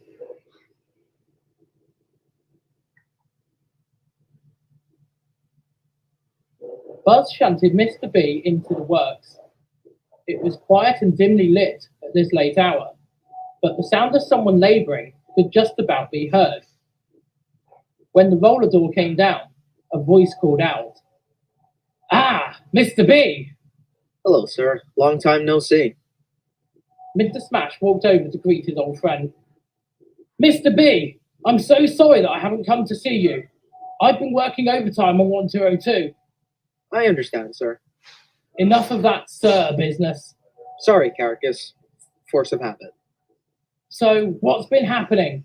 Last I heard, Goose had busted his valve gear. And you've been withdrawn again. Why? I thought I'd done a decent job replacing your gearbox."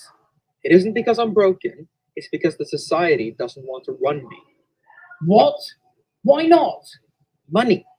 They're saving all their fuel budget to run Andy. And despite what Chairman told them, they won't run me. Even though they're saving money on coal whilst Goose is foobar. But that's ludicrous. Why would they do that? Because they're a bunch of idiots, Caracas. Now, I don't blame Chairman, but the rest of them, they have no idea. I've seen what they're really like now. That's why I left the society myself. Had to concentrate on work, of course, but the internal politics drove me round the bend. Half of those who are still in the society don't even care about preserving the railway. They're just there to be in some sort of club, as far as I can tell. But they're not using you at all. They're wasting the potential of a good engine just for budgetary reasons. That's mental. Surely they understand that leaving you out of service is costing them money regardless. Apparently not. Sounds like they don't actually know what they're doing or what they stand for anymore. It's hard, guys. I just don't want to be out of traffic anymore. I want to do something useful. You know what? I've been thinking about it and I want to come back. Come back? Back to what? I want to come back here to Caracas Mess Limited with you guys. I know that there wouldn't be as much work for me per se, but we're friends. Surely there's something you can do, Caracas. Mr. B, I'd love for you to come back. But the society, would they even consider selling you? I know they need money, but wouldn't you be worth more to them in their ownership? Not if I'm going to be treated like this, and for them to just leave me to rust away. Besides, they don't care about me. Mr. Short made that quite obvious the last time we spoke. If he had his own way, he'd sell me and Goose for scrap. And the way things are going, that's a very real possibility. Then it's time to act. Are we going to blow him up? No, you great lummox. If that Mr. Short is still involved in this, then we need to act fast. What are you thinking, sir? You'll see.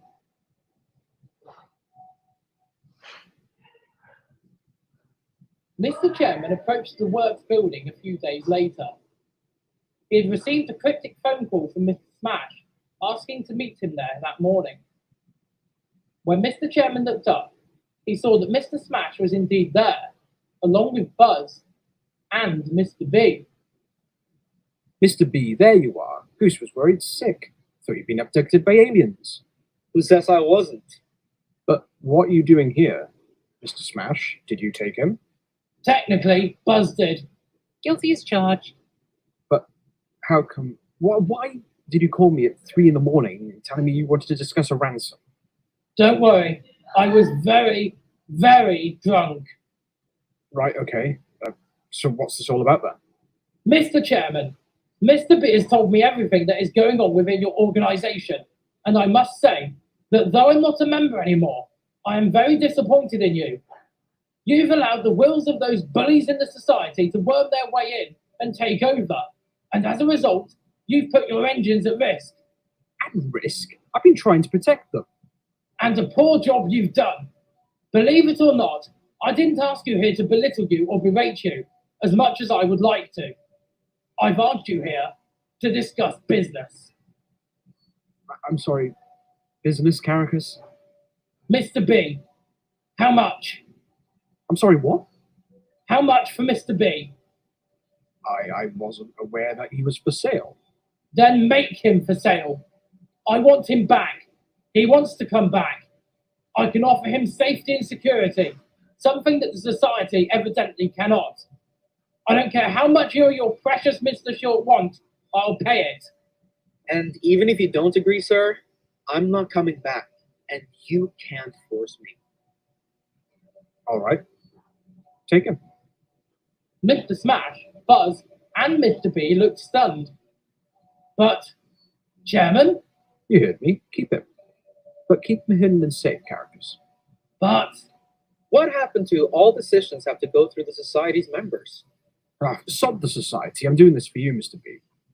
Mr. Chairman, I can't just take him. The society would want him back, wouldn't they? They'd just take him if they found out. Then I'll take a small token payment, characters. Just so, I can clear some of the society's debts. I'll file it all correctly and within procedure. And then the transaction written down in full with receipts for the debtors to boot. At the end of the day, I'm the chairman of the society. I don't require any approval from the committee to do this. You see, I'm done being pushed around and controlled like a puppet on strings. I'm doing this myself. There are no strings on me. Mr. Smash frowned before leading Mr. Chairman round the side of the building to an outside entrance to his office, so that the chairman wouldn't see what was going on in the works. When they were gone, Buzz smiled. That went better than expected, didn't it? You know why, don't you? Why?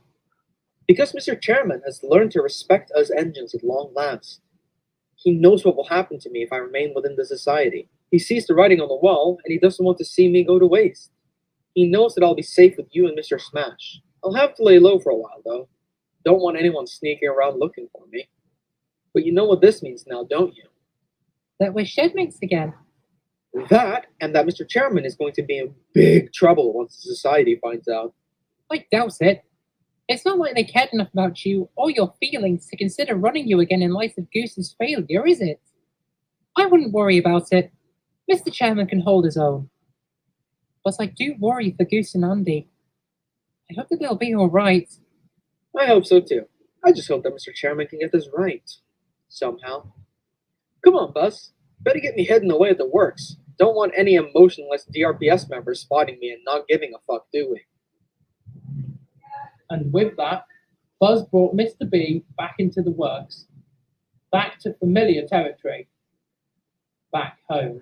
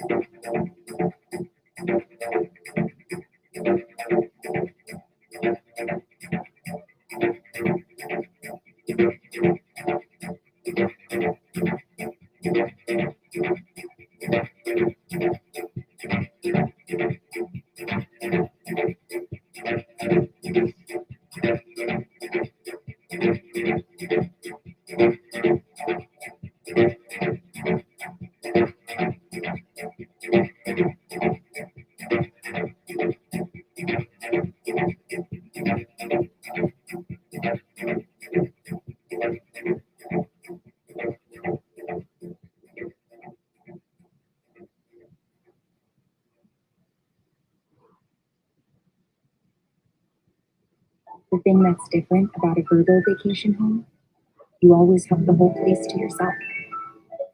Just you and your people.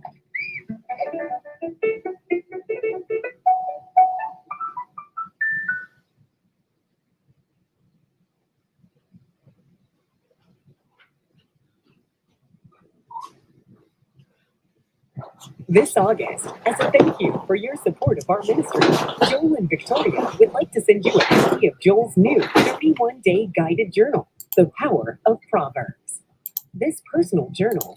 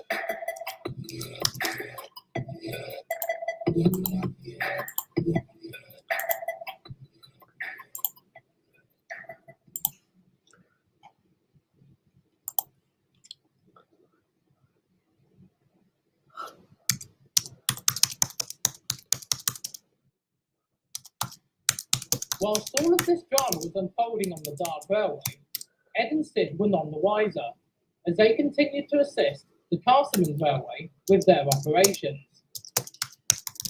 However, things had changed considerably since the duo had arrived a few years back.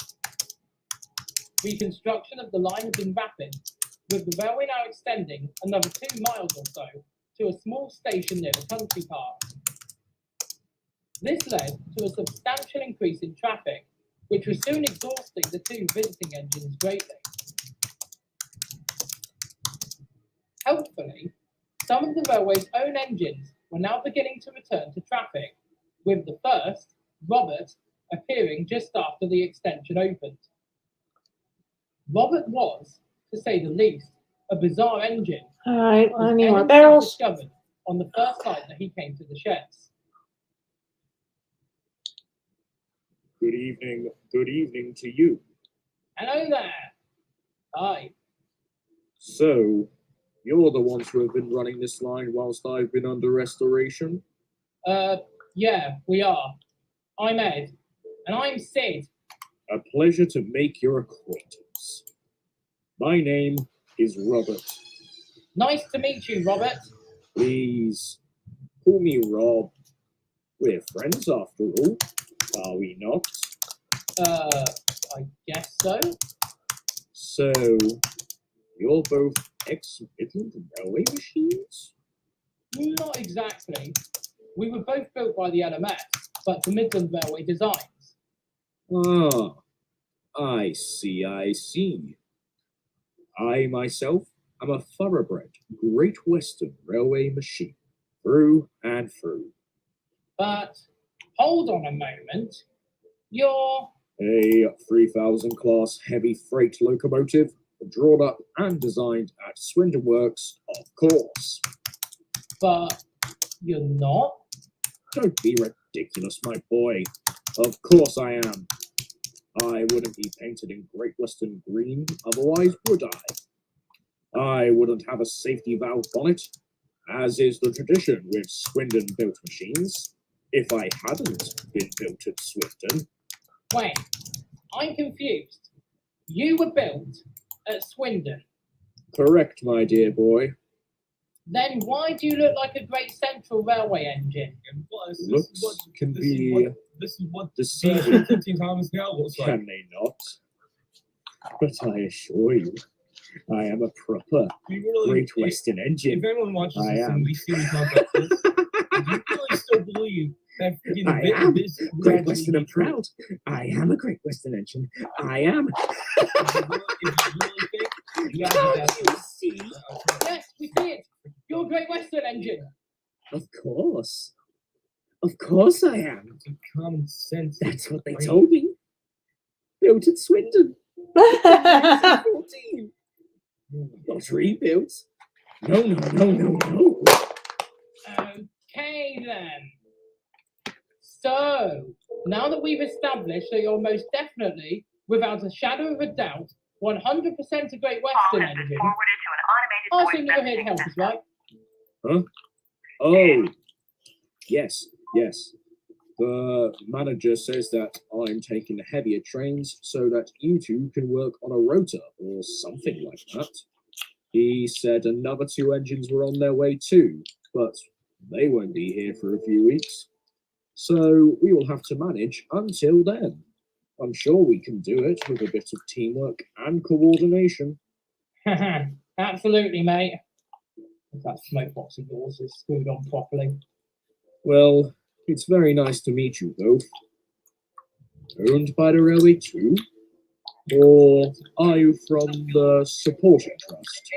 Neither. We're here on loan from the Dark Railway. The Dark Railway? Can't say I've ever heard of it. What region is it? I assume the Midlands somewhere? Certainly not a Western region branch line.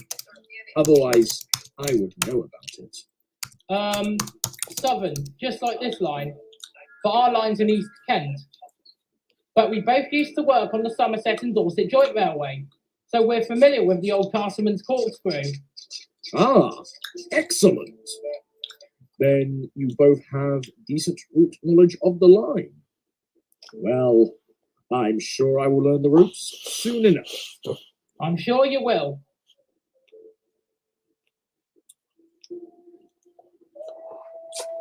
Despite his strange tendency to think himself as a true Great Western engine, despite the fact that he clearly wasn't, Rob turned out to be a very friendly engine, soon winning Ed and Sid over with his work ethic and dedication to do good.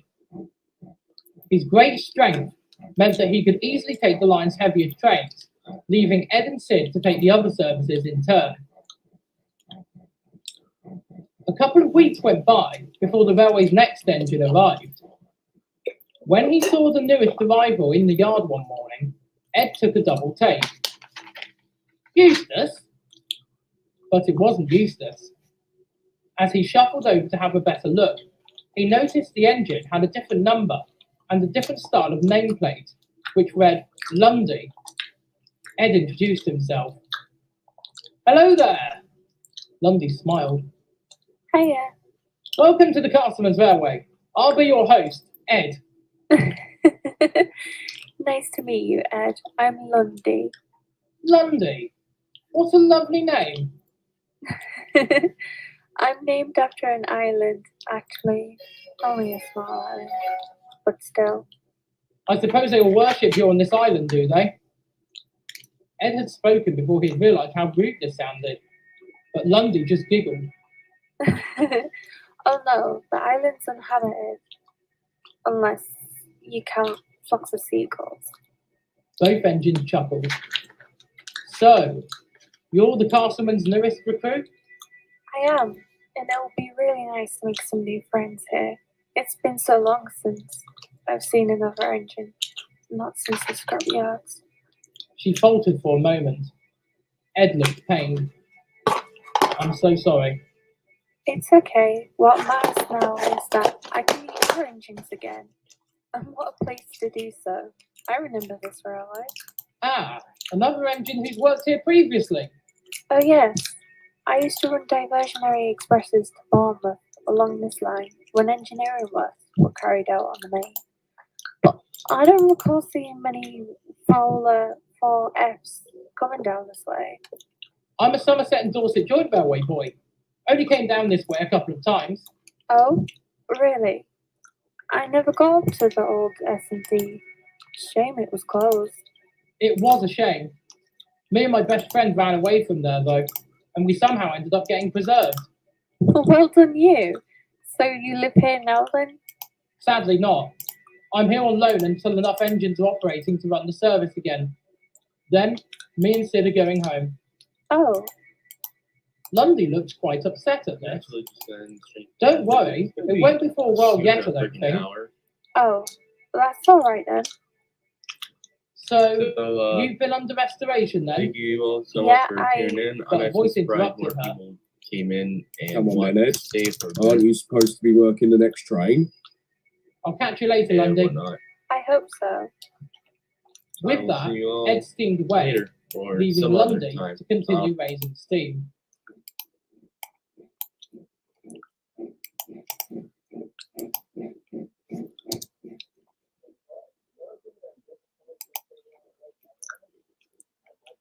Soon, Lundy had met Rob and Sid, and she got on well with both of them too.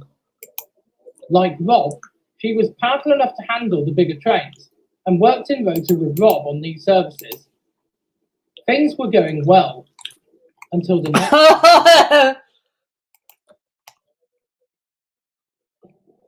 The engine's name was Harry, and he was an ex-Southeastern and Channel Railway tender engine. He got on well enough with Lundy, and to an extent, Rob. But the little engine seemed to take a disliking to the two Midland region engines, especially Ed. On his first night there, he refused to speak to them, despite them attempting to give him a warm welcome. Ed had decided to give the newcomer a wide berth, so as to avoid any potential arguments. The last thing he wanted was to cause any trouble. Such was his respect for the Castleman's Railway and its staff.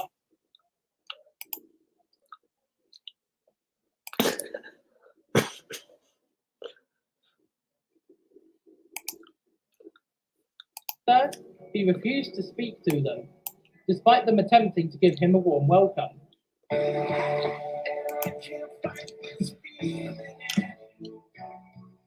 Whenever. Ed had decided to give the newcomer a wide berth, so as to avoid any potential arguments. The last thing he wanted was to cause any trouble. Such was his respect for the Castleman's Railway and its staff. However, Let's charge it. one misty morning, things came to a head whilst Ed was shunting. He had a long rake of coaches that I he need was to check preparing for Amazon. Lundy's first train, I do. but didn't realise that Harry happened to be at the other end of the platform, also shunting. Due to the mist, Ed didn't realise that they were on the same line, and by the time he did, it was too late to avoid a collision. He braked hard, but bumped into Harry's tender, causing the little engine to cry out in surprise. Oh, the bloody hell was that? Sorry, Harry, I couldn't see you in the mist. Harry moved forwards, then backed into the adjoining platform so that he could speak to Ed. For God's sake, watch where you're going. Bloody Midlands, have you ever shunted coaches before? It's not hard. I said I was sorry, jeez. It was an accident, fella. Right, listen very closely. I don't care if it was an accident, a deliberate act of sabotage, or invading Russia in the winter. You stay the hell away from me and keep your other pal away from me too. The sooner you two piss off back to your own railway, the better. We have enough engines to cover us now, even if one of them is complete fruitcake. Ed could feel his temper rising, but resisted the urge to shout at Harry. He responded calmly. Look, Harry, I don't want to cause any problems. Why don't you just bloody leave then? Well, I'm here to help the railway until it gets back on its feet. The railway is back on its feet now. We don't need your assistance anymore. That's up to the railway to decide. We're staying here until everyone is certain that you lot are up to running the service. I don't think you're up to running anything, quite frankly, after that little stunt. Why would we want to keep you anyway? What if you do something similar and cause an accident with those bloody cheese graters for brakes? And where are you going? I'm not having this discussion with you, mate. Ed moved forwards, but Harry was quicker. He puffed straight up to the points and blocked Ed's progression. Listen here, I'm not done with you yet. Harry, come on. Don't be like this, dude. I'll behave however I damn This is my railway. It is not yours. Charge it, Scion. I think that's Cyberknife. Do what I tell you to. Then threatening me. It's a friend. Please. Promise. You and your little friend better shove up. Oh, I gotta name all four. Otherwise, Ugh. bloody well regret it. Do I make myself? No, I know. Ed didn't reply. Well then, do I? Just get out of my way, Harry. I've got elsewhere to be. Harry did indeed begin to move out of the way. But as Ed moved forwards ahead of him, Harry lurched forwards and shunted hard into Ed's tender. Ow! Disrespect me again, and you'll get more than just a hit to the buffers, old friend. And with that, Harry backed away towards the other end of the station, leaving Ed slightly shaken.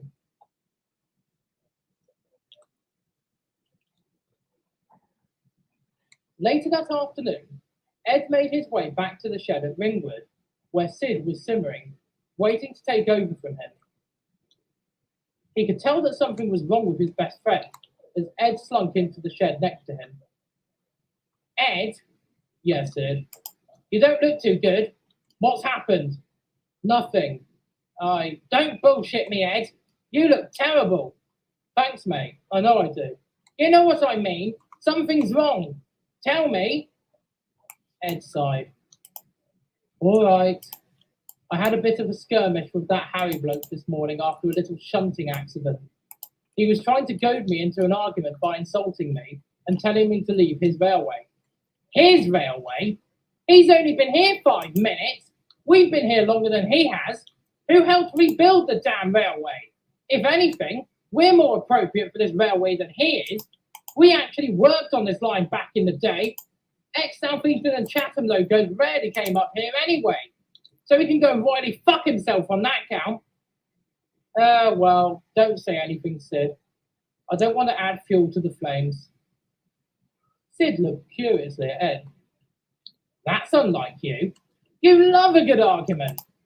I usually do, but I don't want any trouble. I just want to do my bit to What get the- the railway out. Thomas, what are you doing in 7-Eleven? At this moment, they heard a whistle nearby as Lundy left with her next train to Holmesley. Sid put 2 and 2 together as Ed remained silent as he watched her go.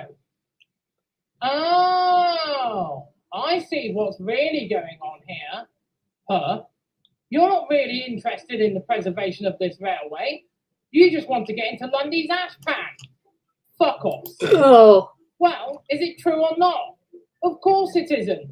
I'm not just a one-trick pony, you know. I can like girls without wanting to bang them immediately. I'll believe that when I see it. But that's besides the point, Sid. I don't want any fuss.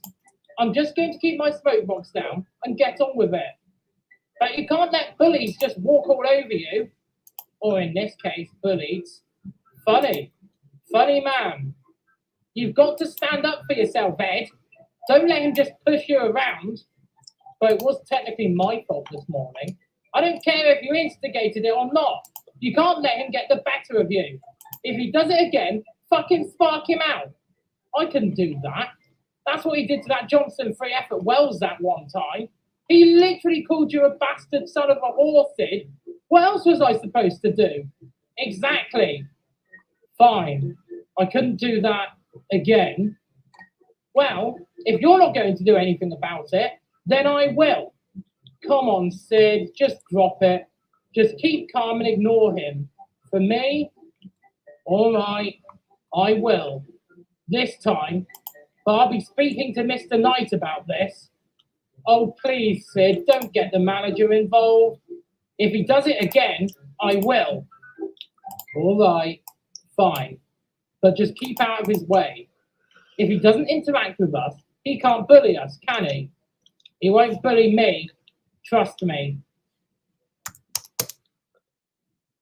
But Sid was wrong. Harry did indeed try to antagonize Sid. But unlike with Ed, Harry discovered that Sid wasn't about to back down from an argument. You fucking what, mate? I'm telling you, you're not welcome on these battles.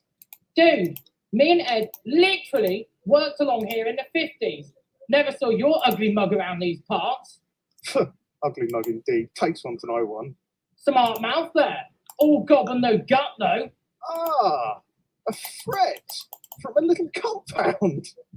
A little failed experiment. I could take you in a fight any day of the week. I'm a rebuilt 2P, actually, you blind bastard. So you're so bloody well unreliable there to rebuild you. How sad. Listen here, you jumped up little injector sucker. Okay. But All right. Thank you, Ross. All right. I told you not to let him get the better of you. Listen, I've been around long enough to have a name, you know. Quiet, you! So Come on, wonder Sid. that could work Leave for it. the He's not Soda's worth private it. and his private railway. Can you shut up at all? I thought I told you to leave this place. Yet here you are. I already told you, Harry.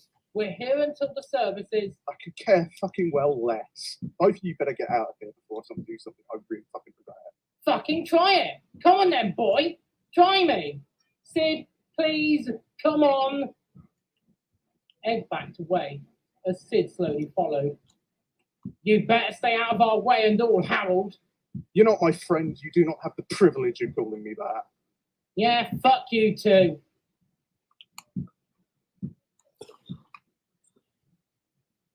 Ed gave Sid a proper dressing down once they got back to the shed, where Rob was stood, trying to mind his own business. I told you not to do that. He started it. Of course he did. He's looking for a fight. Don't give him what he wants. He'll only make our lives miserable if you do. It'll give the manager an excuse to kick our tenders back to Ken. And we're supposed to be keeping a low profile and doing our bit. We can't very well do that if we keep giving in to Harry's tactics. You know, I had a similar problem to yours long ago. We had a bully in our yard, but you know what we did? We just ignored him, held our smoke boxes high, and carried on regardless. Why, I'm a great Western, and Shut the fuck up! This is the final straw. I'm going to Mr. Knight.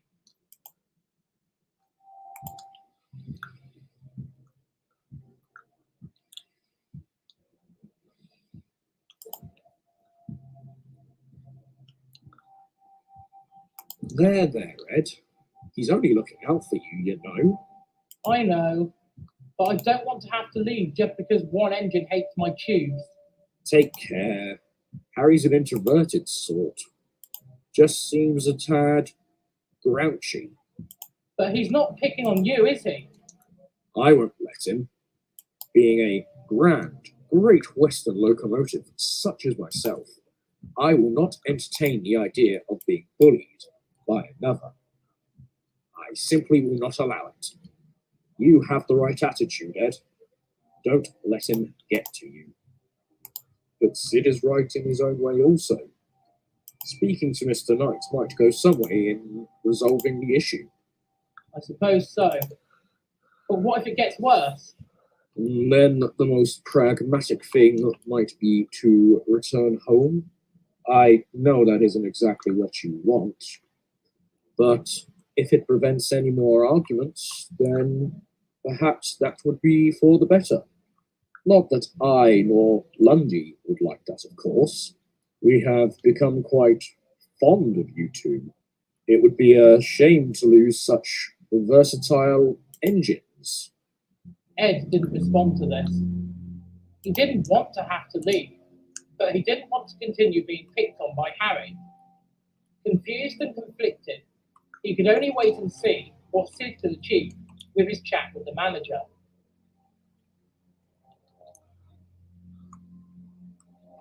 He's a nasty piece of work, sir, and I want his harassment of myself and Ed stopped. Well, this is a most unfortunate turn of events, Sid.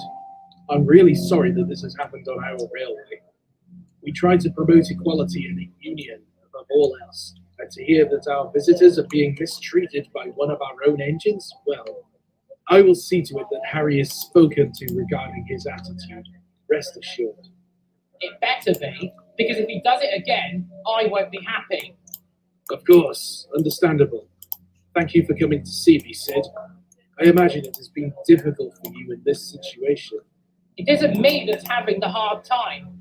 I'm doing this for Ed, because he doesn't want to have to go home just because of a stuck-up little, so-and-so.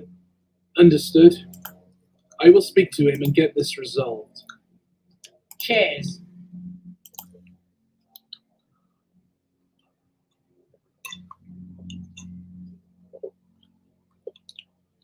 Whatever Mr. Knight had said to Harry, it seemed to have done the trick for the time being.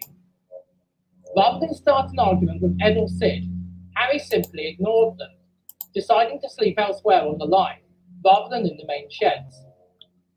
Ed was relieved, as was Sid. See, Ed, speaking to management has solved your little issue. Things are going great again. Yeah, it really is. I do feel a little bad for Harry, though, having to sleep in places other than here. Fuck him is what I say. Oh. Lundy had just backed into the sheds next to Ed. He didn't look very happy. What's wrong, Lundy? Oh, Harry's been aggravating me again. What's he done? Telling me that I'm stupid for associating with you two. And Rob. I will reiterate, fuck him. I'd rather not, thank you. He's definitely not my type. I don't know. I just wish everyone would get along. So do I. I know you've been trying, Ed, and it's appreciated. And so is everything that you and Sid have done for the railway. Even though Harry cannot see it, myself, Rob, and the railway can, and we value your efforts to help us set up our new home. Thank you. That's all right. If you're happy, then I'm happy. Ugh, get a room.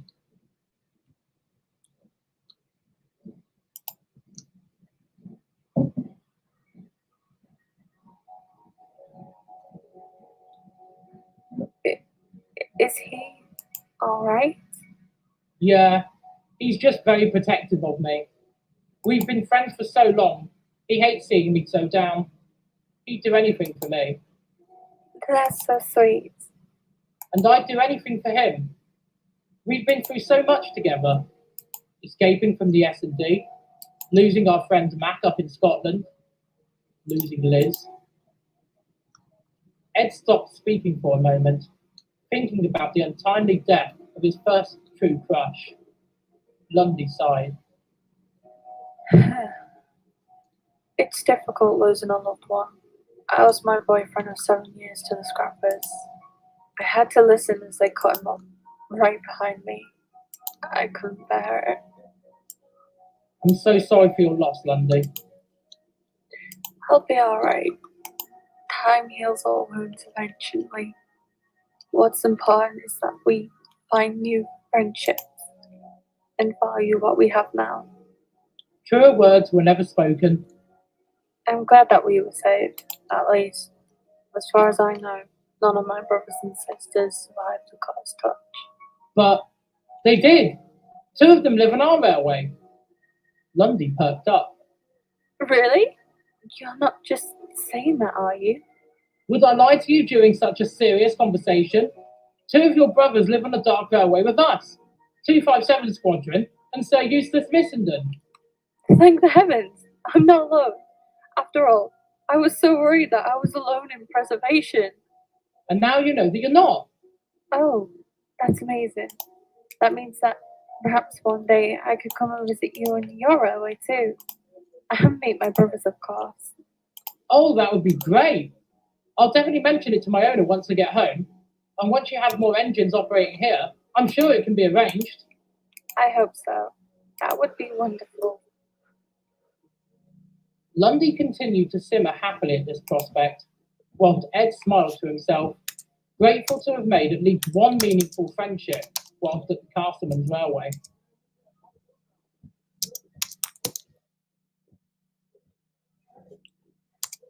Things went smoothly over the next couple of weeks.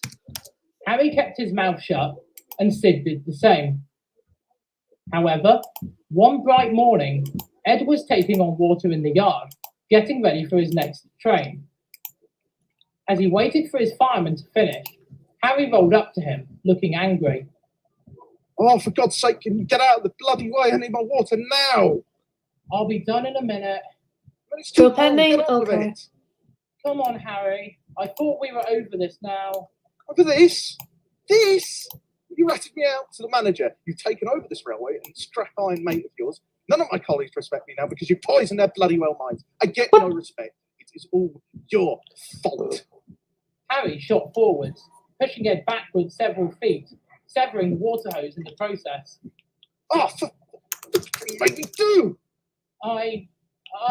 Now that is a broken water column on your conscience now. You bloody well pay for that. He went to move towards Ed again, but Ed winced and moved further away. Harry laughed gleefully. You see now the superiority of me?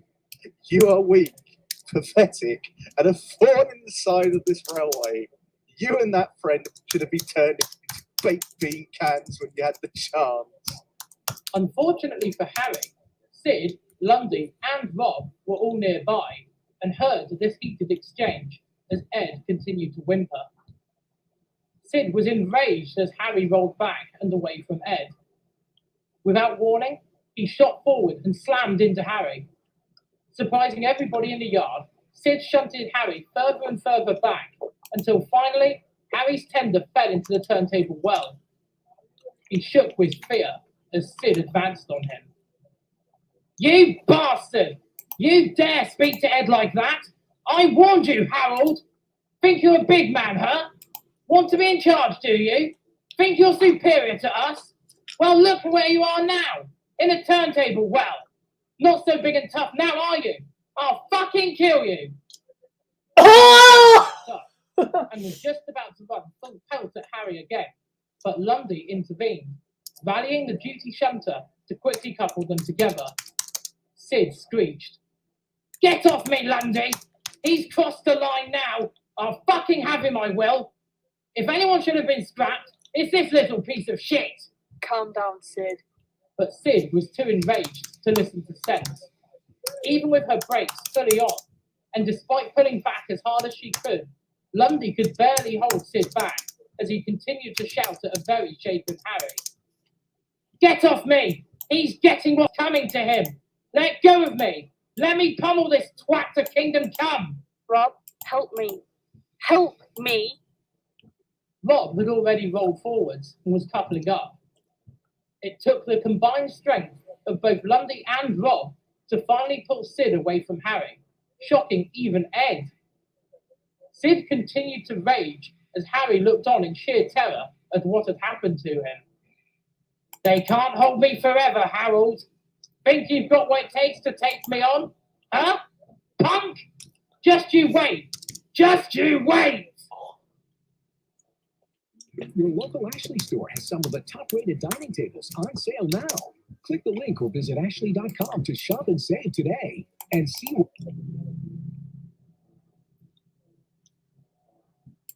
Services were suspended for the rest of that day. Ed and Sid were escorted away from the scene, while Lundy and Rob assisted with the recovery of Harry from the turntable's hit. It took a long time, but eventually the little tender engine was re-railed and brought back into the sheds. Lundy and Rob both abandoned him as soon as they could, instead opting to reside in the carriage sheds for the remainder of the day.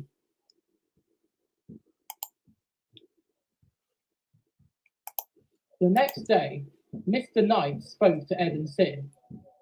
"Good morning, you two." "What's good about it? We've blown it now, haven't we?" "I've spoken to Harry and I have reprimanded him for his abhorrent behavior yesterday. I told him he deserved to have been shunted into that pit. However," he turned to Sid, "I do appreciate that tempers ran high yesterday, Sid. But you know that you crossed the line, don't you?" "I know I did, but I don't care either. That Harry insulted us one too many times, and the way he treated Ed yesterday, well, I snapped. I couldn't help it. What would you have done if your best friend of 50 years was suffering that kind of abuse? You'd act as well." "Perhaps not so violently as you did, Sid." Sid merely glared as Mr. Knight continued. "I do not appoint any blame on you, Ed, but you must understand that this arrangement cannot continue like this. Not right now. Emotions are running too high, and I'm afraid that I will have to arrange for you both to go home." Ed looked sadly at the rails beneath him. The very rails that he and Sid had helped to relay. The rails that he and Sid had run on for several years, trying to be of assistance to this quaint little railway. Now, he was being asked to leave the line that he had helped to kickstart back to life, and leave the new friends he had made. Sid, however, continued to scowl at the manager. "However, you are both welcome back in the future, and I very much hope that you do so once things have calmed down, and perhaps once Harry has ended his current boiler ticket. I very much appreciate everything that you have done for us, and..." "No." I'm sorry? "No. No? What?" No. We will not be coming back. I've seen many things in my life, but the blatant disrespect I see here is astonishing. If anything, Harry should be sent away, not us. He's bullied Ed almost into submission, he's mouthed off at me and the others, And he's proven that he doesn't have any regard for anybody else. Yet, he's allowed to stay here. I guess it's easier to just let him get away with it once you send us back home. Frankly, I am ashamed of you, Mr. Knight. We came here with the best of intentions, wanting to do our best to get the railway operating, boost its profile, and get things started before your own engines arrived. But now, I feel that you've done us a great disservice and have let Ed down greatly. It's all well and good saying that you've reprimanded Harry, but you've punished Ed for trying to be a good engine. And on that note, we're leaving. Sid. No. You want us to go? We'll go, as soon as you've got a lorry sorted out for both of us. Good day to you. Mr. Knight looked pained as Sid led Ed away.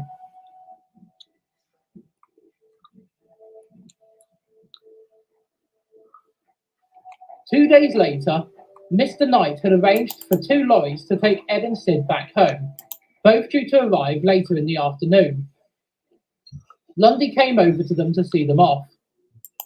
Well, I guess this is goodbye for now. I suppose it is.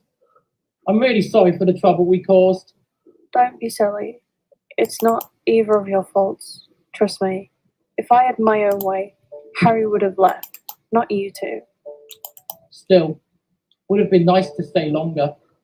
It would have. But I promise you, I'll come and visit you on the dark railway when I get the chance. Promise? Promise. I can't even. Ugh, so gross. You are funny, Sid. Chum. Until next time. Good luck, guys. Thanks, Lundy. Cheers, I guess. Lundy departed to take her train, leaving Ed and Sid to wait for their lifts home. However, Sid had spotted Harry in the sheds nearby and called out to him. Happy now, Harold? You've got your wish. We're leaving, and we ain't coming back. Harry looked like he was on the verge of smirking until Sid shot him down. Listen here, you little creep. Ed cares very much about this railway, and Lundy.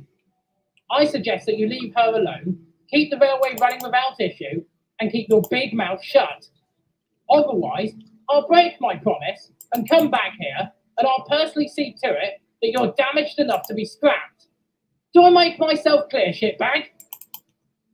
Harry cowered in fear at these words, but did not respond, satisfying Sid. I don't think he'll cause any more trouble. Yeah, I hope not.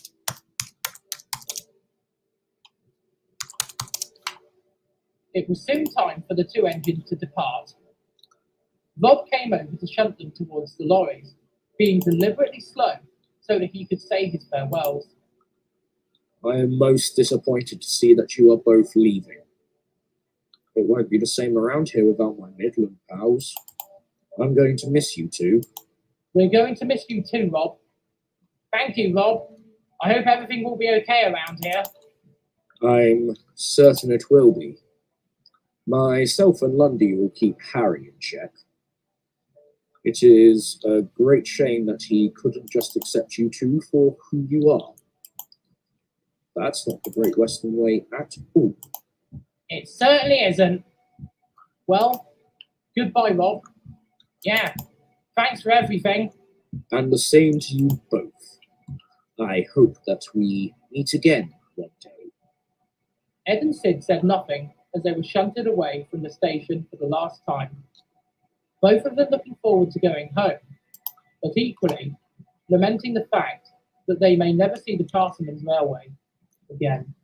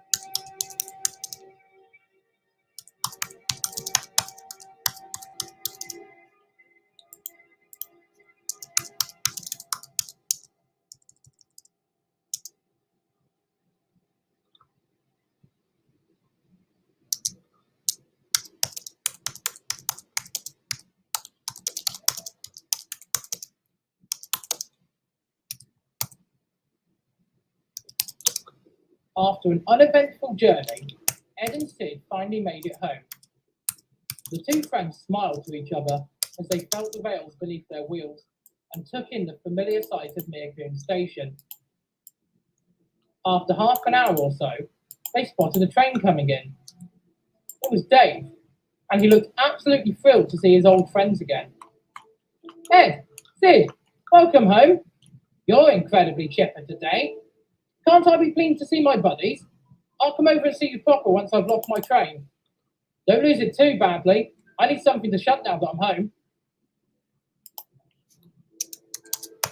A few minutes later, Dave came over to them. He was due off shift now anyway, with another engine taking over his next service, meaning he could catch up with Ed and Sid before, inevitably, taking them back to the sheds. So, how was it on the Castleman's Railway? Prefer it to here? Not exactly. It's a nice railway, but it isn't home.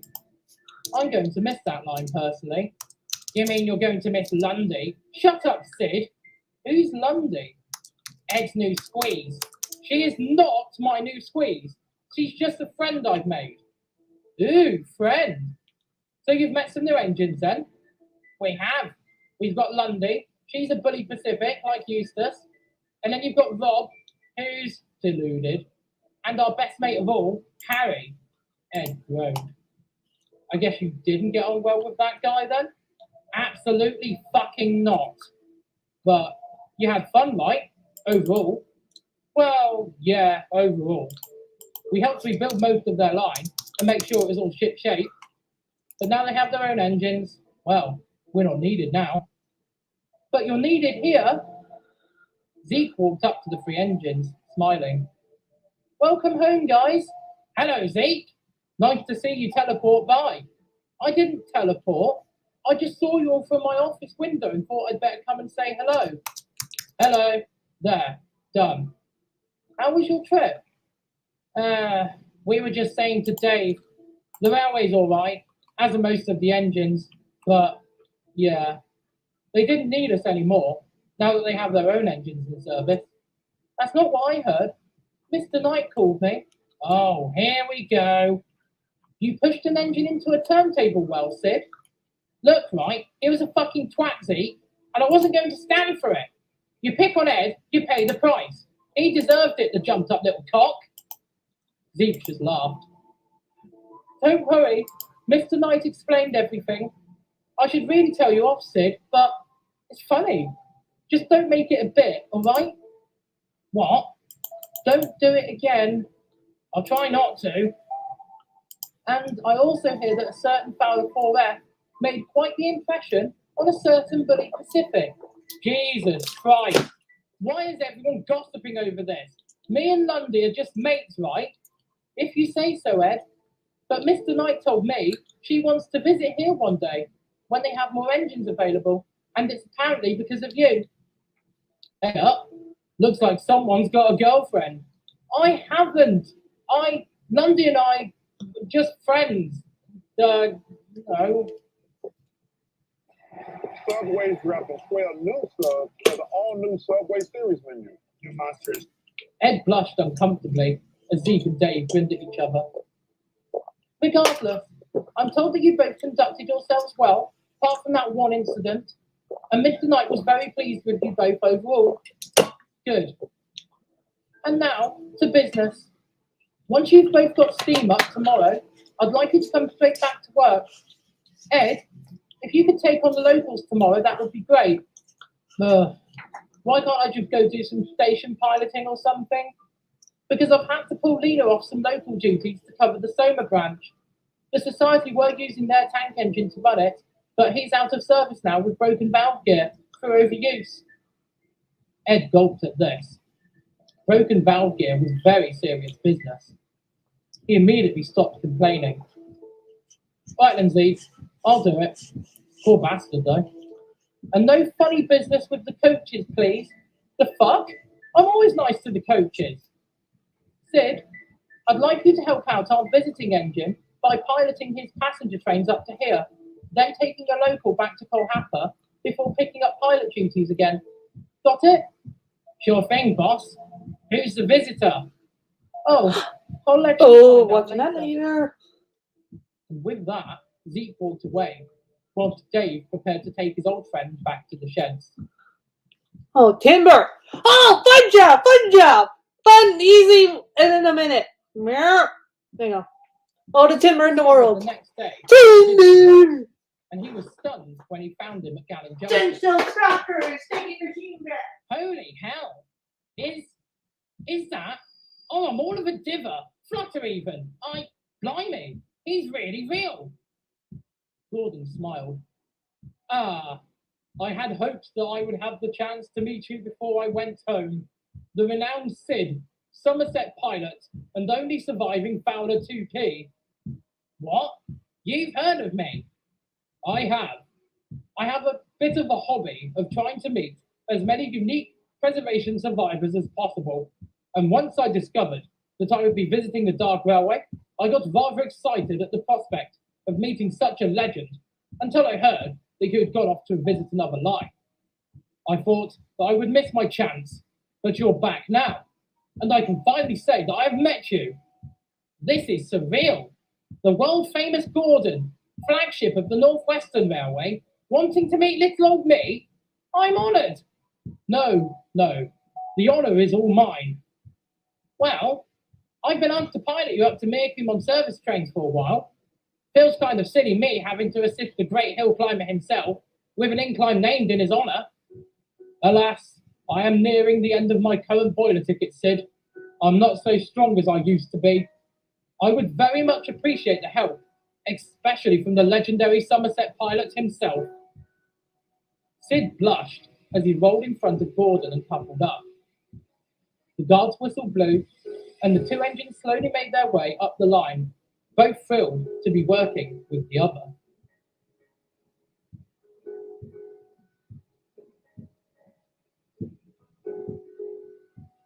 Ed, meanwhile, had been working the local trains and promised. He spotted Sid and Gordon a few times that day and gave a friendly whistle every time he saw them working the incline. Secretly, he was jealous that Sid got to work with the famous visiting engine, but quickly got over it, knowing that he had work to do and wanted to prove his worth now that he was home again. Whilst Ed and Sid settled back into life at home, Dave and Stan had been continuing to work on the tunnel situation. After heading up to Colhapper Tunnel a few more times, Dave was feeling more confident that he would soon be able to go through the tunnel properly, having managed the last time to go right inside before backing out in fear. Stan had soon come up with an idea that might help. So, here's the situation, Dave. You feel that you can go into a tunnel a little bit, right? Right. And you want to get through it, correct? I want to, yeah. I want to go further into the tunnel and open up my opportunities again. Not just to go back to New Wessex, but to perhaps go to other places again someday. Right. So, do you think you could do it if you physically watch me and others go through the tunnel ahead of you to demonstrate once and for all that it's safe? I mean, that could work. Maybe. Right then, we need to speak to Barry. I've had an idea that will make our next attempt more feasible, and we'll be doing something useful rather than just blocking the line and disrupting services like we usually do. All right, Stan. What you thinking? Stan's idea couldn't have come at a better time. With the weather improving, work on the railway's extension beyond Belgrave was accelerating again. This meant that heavy trains of construction materials often had to be taken to the work site, and Barry, being a heavy freight engine, revelled in this task. However, the trains were beginning to get longer as the permanent way workers requested more and more materials. At this stage, they were now too long for the loop of Belgrave, meaning that these freight trains had to be top and tail to the site. Usually, somebody like Ed or Alan would be called upon to tail Barry up the line. But today, Stan had made sure that only he and Dave were at Colhapper when the long goods train arrived. Stan put his plan into action. Hey up, Barry. Hey up, Mr. Stanya. What can I do you for? Have you got any chickens? No chickens today, Barry. I'm afraid we're all out. You'll have to do with turkey dinosaurs. But I do have a request. Aw. All right, what's up, lad? Well, you know that I'm trying to help Dave conquer his fear of tunnels. Oh, that old chestnut. Well, of course old Barry knows. It's been a recurring plotline for this season, hasn't it? Well, seeing as it's quiet today, me and Dave are going to come with you at the tail of the train, see if we can't convince Dave to go through the tunnel with us. I'll go behind the brake van, and Dave will be behind me. That way, if he does get uncomfortable, he can head back out of the tunnel without disturbing your freight run. Sound like something you'd like to do to help your pals out?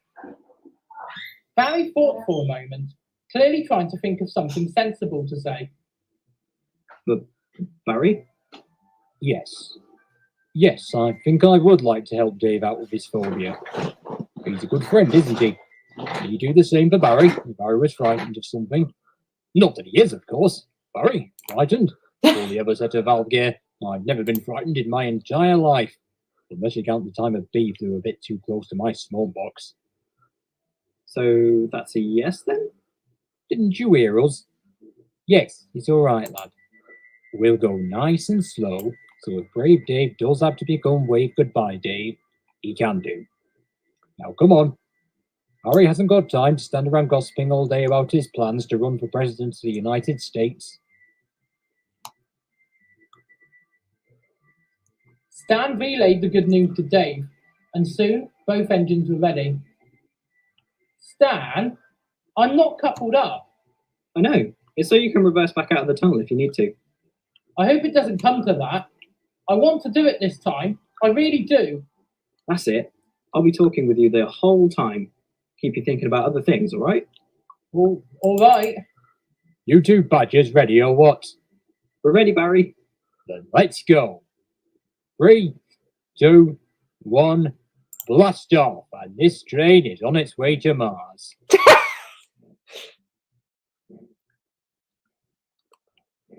Slowly but surely, Barry led the way along the extension, with Stan and Dave trailing behind.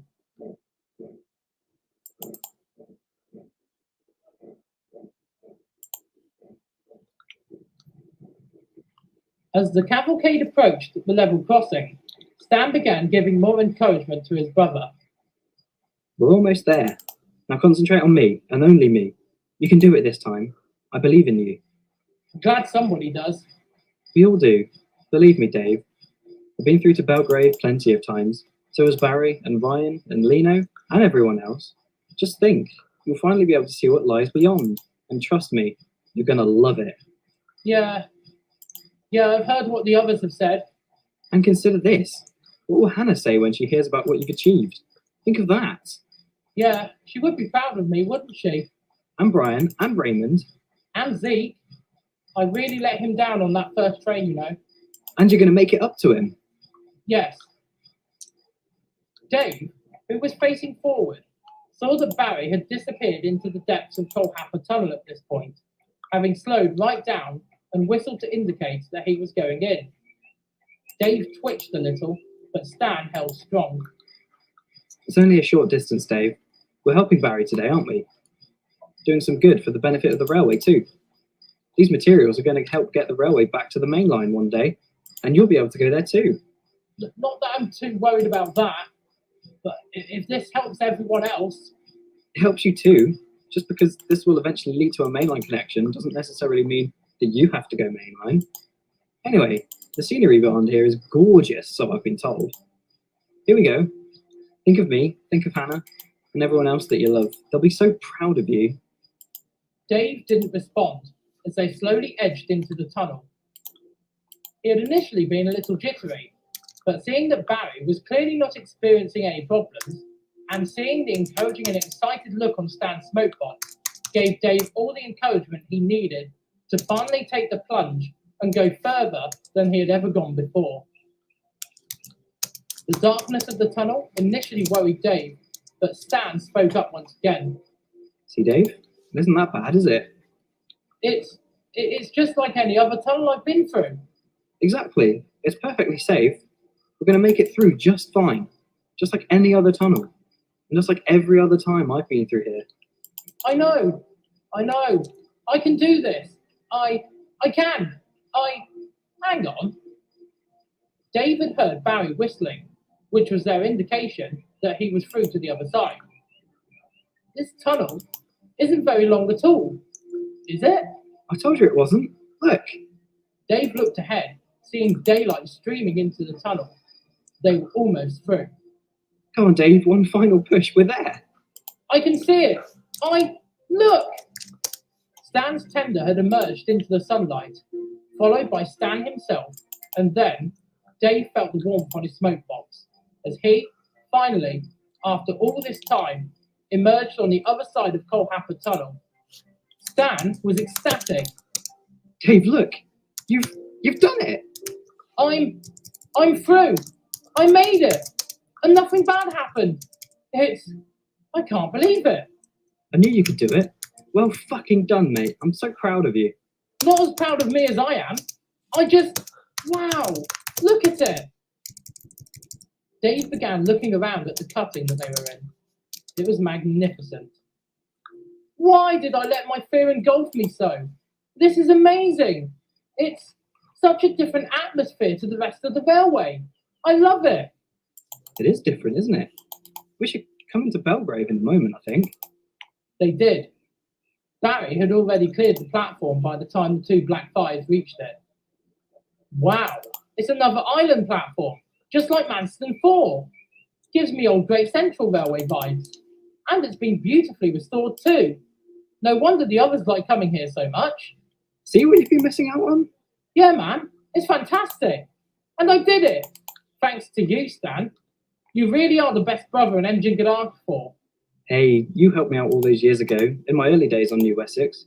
You stood up for me when the other engines berated me. We look out for each other, Dave. That's what brothers are for. The two engines soon stopped, just at the end of the platform. They simmered there for a while, whilst the men unloaded the wagons, ready for another afternoon of labouring. I want to play a CD now. Here. Soon, it was time to leave. Stan made a suggestion. Did you want to wait in the loop, Dave? So that you can go in the tunnel last again? And go through with Barry? No. Do you know what? No. I want to go through first. I want to triumphantly lead the way back to Colhapper. I want to prove to myself that I'll be able to head a train through the tunnel, tender first or otherwise. All right. I'll be right here with you, okay? Okay. Barry blew his whistle again and began to push. Taken slightly by surprise, Stan and Dave began easing the train back through the platform and back towards the tunnel. Stan needn't have worried. Dave was full of determination to lead the way, and he did so this time with little encouragement needed from Stan as they slowly descended the tunnel back to more familiar lines beyond. Dave emerged a minute later, smiling broadly as Stan grinned back. His long task of trying to assist his brother with his fear finally at a conclusion.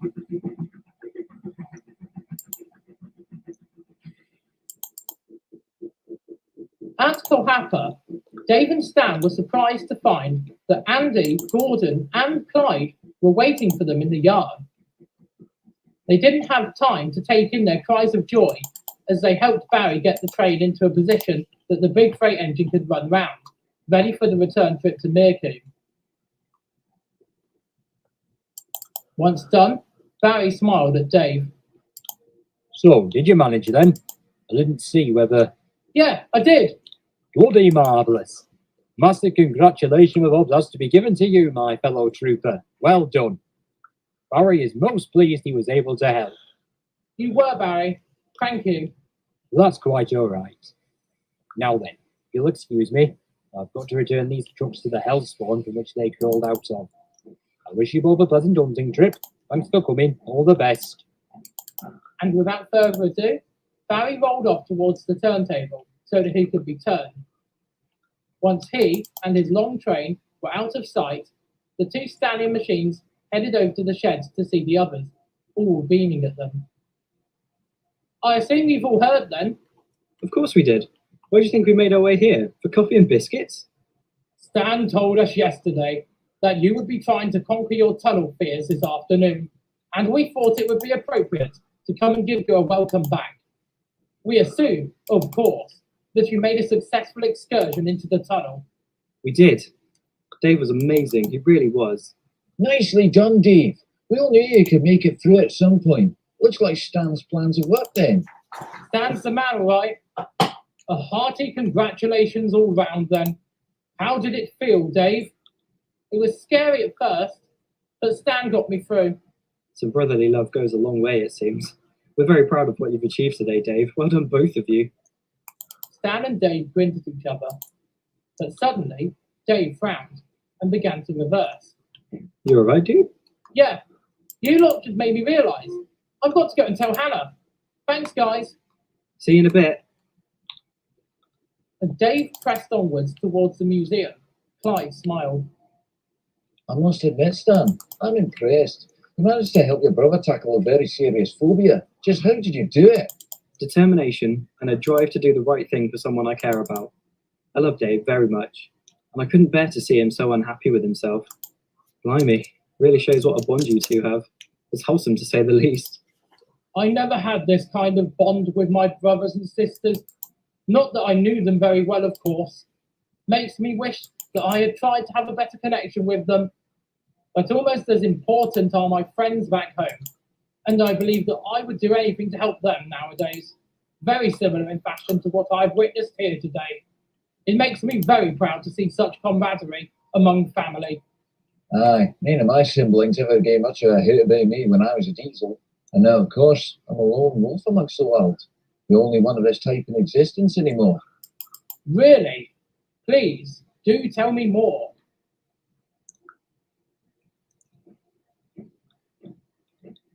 Dave approached the museum in high spirits and was shocked to find that a whole bunch of engines were waiting for him outside the building, including Hannah, Trip, Brian, and Abomination, who had all been brought outside. Raymond, Theo, and Otto were also present. They all cheered as Dave approached, slightly overwhelming him as he stopped. Stan told us what was going on. We knew you'd want to make a beeline for the museum if all went well. I assume it did. Yeah, it did. Oh, congratulations, Dave. We all believed in you. We asked if we could come outside to see you, but on the potential of getting some fresh air, obviously. The museum people weren't too happy, but we got them to allow it anyway. Well done, Dave. It went all right then. You got through and saw the extension. Yeah, man, it was great. I can't believe what I've been missing on the other side of that tunnel. We still haven't been able to go to the other side yet, but we want to someday. And you've conquered your fear at long last. This calls for a celebration, I feel. Drinks, anyone? Theo and Otto disappeared around the corner, emerging a moment later with some beer tankers. Everybody had soon had a couple of drinks, and after that, The atmosphere was light and cheerful, as Dave remained the centre of attention as the day wore on, and everybody celebrated his great achievement. As evening approached, the engines began to disperse. Raymond helped Hannah, Trip, Brian, and Abomination back into the museum before heading back towards Mirkin with Dave in tow, who by this point was very sloshed and very tired. Soon, all of the engines were back in their rightful places, except for Theo and Otto. You know, I think that now would be the perfect time to begin our little investigation, Nathaniel. Investigation? You mean, yes, it's time to see what's really going on inside Mr. Smash's works. We could easily sneak in tonight and see what's what. Excellent idea, Theodore. And with the others all hammered, they're not going to know what we're up to. Come on, let's see if we can find a way in. Unfortunately for the twins, their words was carried towards the works and towards a small shed where 2 engines stood. They had no intention of letting the twins anywhere near the works and acted quickly. Before the twins could reach the points leading to the traverser outside of Character Smash Limited, Buzz and Mr. B had intercepted them, looking rather stern. And just what do you two think you're doing? The works is closed. Oh, hello, friends. We were just curious about how renovations were going. Perhaps have a little peek inside and... Like I said, the works is closed. Staff only. So why is Mr. B here? I'm an employee, and Mr. Smash gave me permission to help out with the renovation work. Well, why can't we help? Because it's unsafe for anyone without the proper safety training to be inside the building right now. And no offense, guys, but your steam engines? You'll belch too much smoke around the inside of the building and cause ash and cinders to spread all around the place. Then we'll have our fires dampened down and cool. Then we could come in, no? Look, the works is out of bounds, and you two are not coming in. By now, the twins dropped all pretense and went on the offensive. Tell us what's going on in there. Obviously, there's something in there that you two don't want us to see. Even if that is the case, we're not letting you in. Let us in. No. Don't make us force our way in. Well, I would love to see you try. We will. Buzz is a pushover anyway. We've just got to wait for him to run out of juice. Joke's on you. I'm fully charged. I am coming through. You shall not pass! The twins were about to move forward when another voice boomed out of the works. Who's there? Ah, Theo, Otto. I did wonder when I might see you two, poking your smoke boxes in when they're not wanted. Mr. Smash, please let us in. We want to see what's going on in there. And don't tell us it's just renovations. It is just renovations. Now screw off, you two. You ain't coming in. This building is off limits. But no buts. You two are trespassing on my property, and you've already been told that the shop floor is unsafe. You can come in when the works on the building is complete. Now beat it. Theo and Otto glanced nervously at each other, seeing the stern look on Mr. Smash's face. They backed away sheepishly, whilst Mr. B and Buzz stared after them. They didn't get any closer, did they? No, they didn't. They're not going to give up, sir. I can tell. I'm aware of that. And we're going to give them exactly what they want. Listen up. He leaned in closer to the 2 engines, whispering his idea to them as the twins disappeared from sight.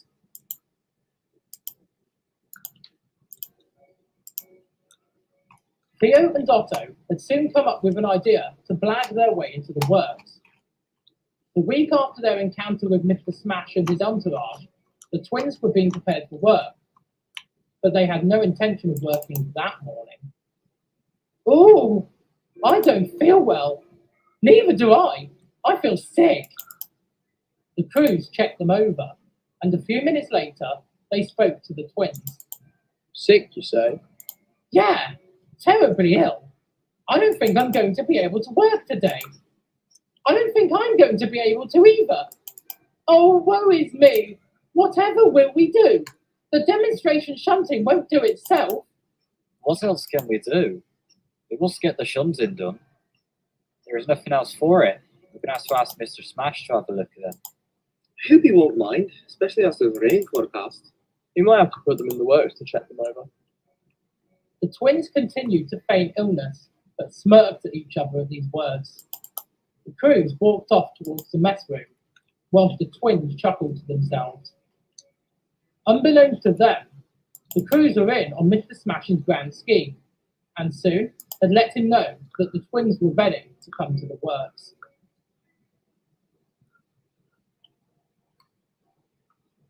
Buzz appeared a short time later, grimacing at the twins, who, again, tried to look as innocent as possible. Buzz whispered to them, I know that you two are faking it. Prove it in court, Buzz. Now, would you kindly escort us to the works? We really do need to be seen to. Buzz said no more as he led the twins down the hill and towards the junction. At the works, Mr. Smash stood outside, waiting for the arrival of the pesky twins as rain began to fall. Mr. B was there too. He whispered to Mr. Smash. Do you really think this will work? Of course it will. Now remember, look cross and skeptical. That's how I always look. Buzz rolled up to them and, per the plan, spoke crossly to his colleague and owner. Here you are, sir. 2 ill tank engines. He spoke menacingly to the twins. I hope he takes you to bits and mixes up your parts. I might very well do that. Thank you, Buzz. Now, what's wrong with you two? We're very ill, Mr. Smash. I'm feeling really faint, sir. Feel like I might have to go under at any moment. This could be life-threatening. Very well. Come on in, then, you nosy little cretins. I don't want to get wet whilst I look you over. The twins grinned at each other as Buzz pulled them inside. They were finally about to discover what the big secret of Caracas Smash Limited was. Was it a restoration project? Was he hiding a fugitive from British Rail? Was there perhaps some new and previously unknown technology being developed here? But as they looked around at the interior of the building, their hopes were dashed. What the? The works was quiet and empty, completely devoid of rolling stock. Nothing was there, besides a few pieces of machinery and various other items littering the floor. The twins looked very cross, and Buzz stopped. I've been getting paid $1,000 a month, if not more, just from this app on my phone. And I don't know if you can... There's nothing here. No secret experiments. No fugitives. Nothing out of place at all. We told you. We're just renovating the workshop. But you said it was dangerous for us to come in here. It is. We're testing the gantry crane. It nearly came out of its guide rails last night. So, you guys really have just been renovating the works? Yes, you idiots! Oh.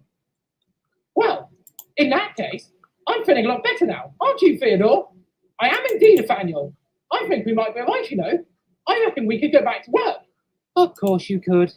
I don't think so, fellas. What? What do you mean? We feel fine now. Well, you've interrupted our restoration work, and Zeke has agreed that I should really take you both to pieces and put you back together to see what's actually wrong with you.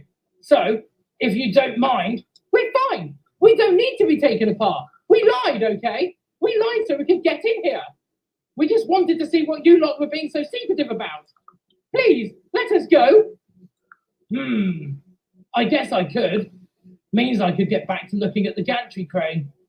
All right, Buzz. Take them away. Sure thing, sir. Once outside, the twins were eager to scarper back to the safety of Soma. They looked at Mr. B, who was about to disappear back into the works. Hey, Mr. B, you couldn't take us back to Soma, could you? No. Why? I have work to do. Besides, I don't want to go out today.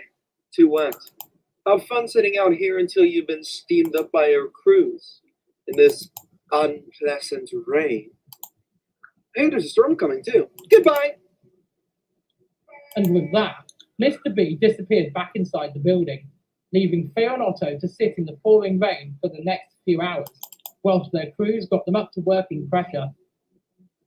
As soon as they were ready, they ran away quickly, deciding to give Mr. Smash, Buzz, and Mr. B a wide berth from that point onwards.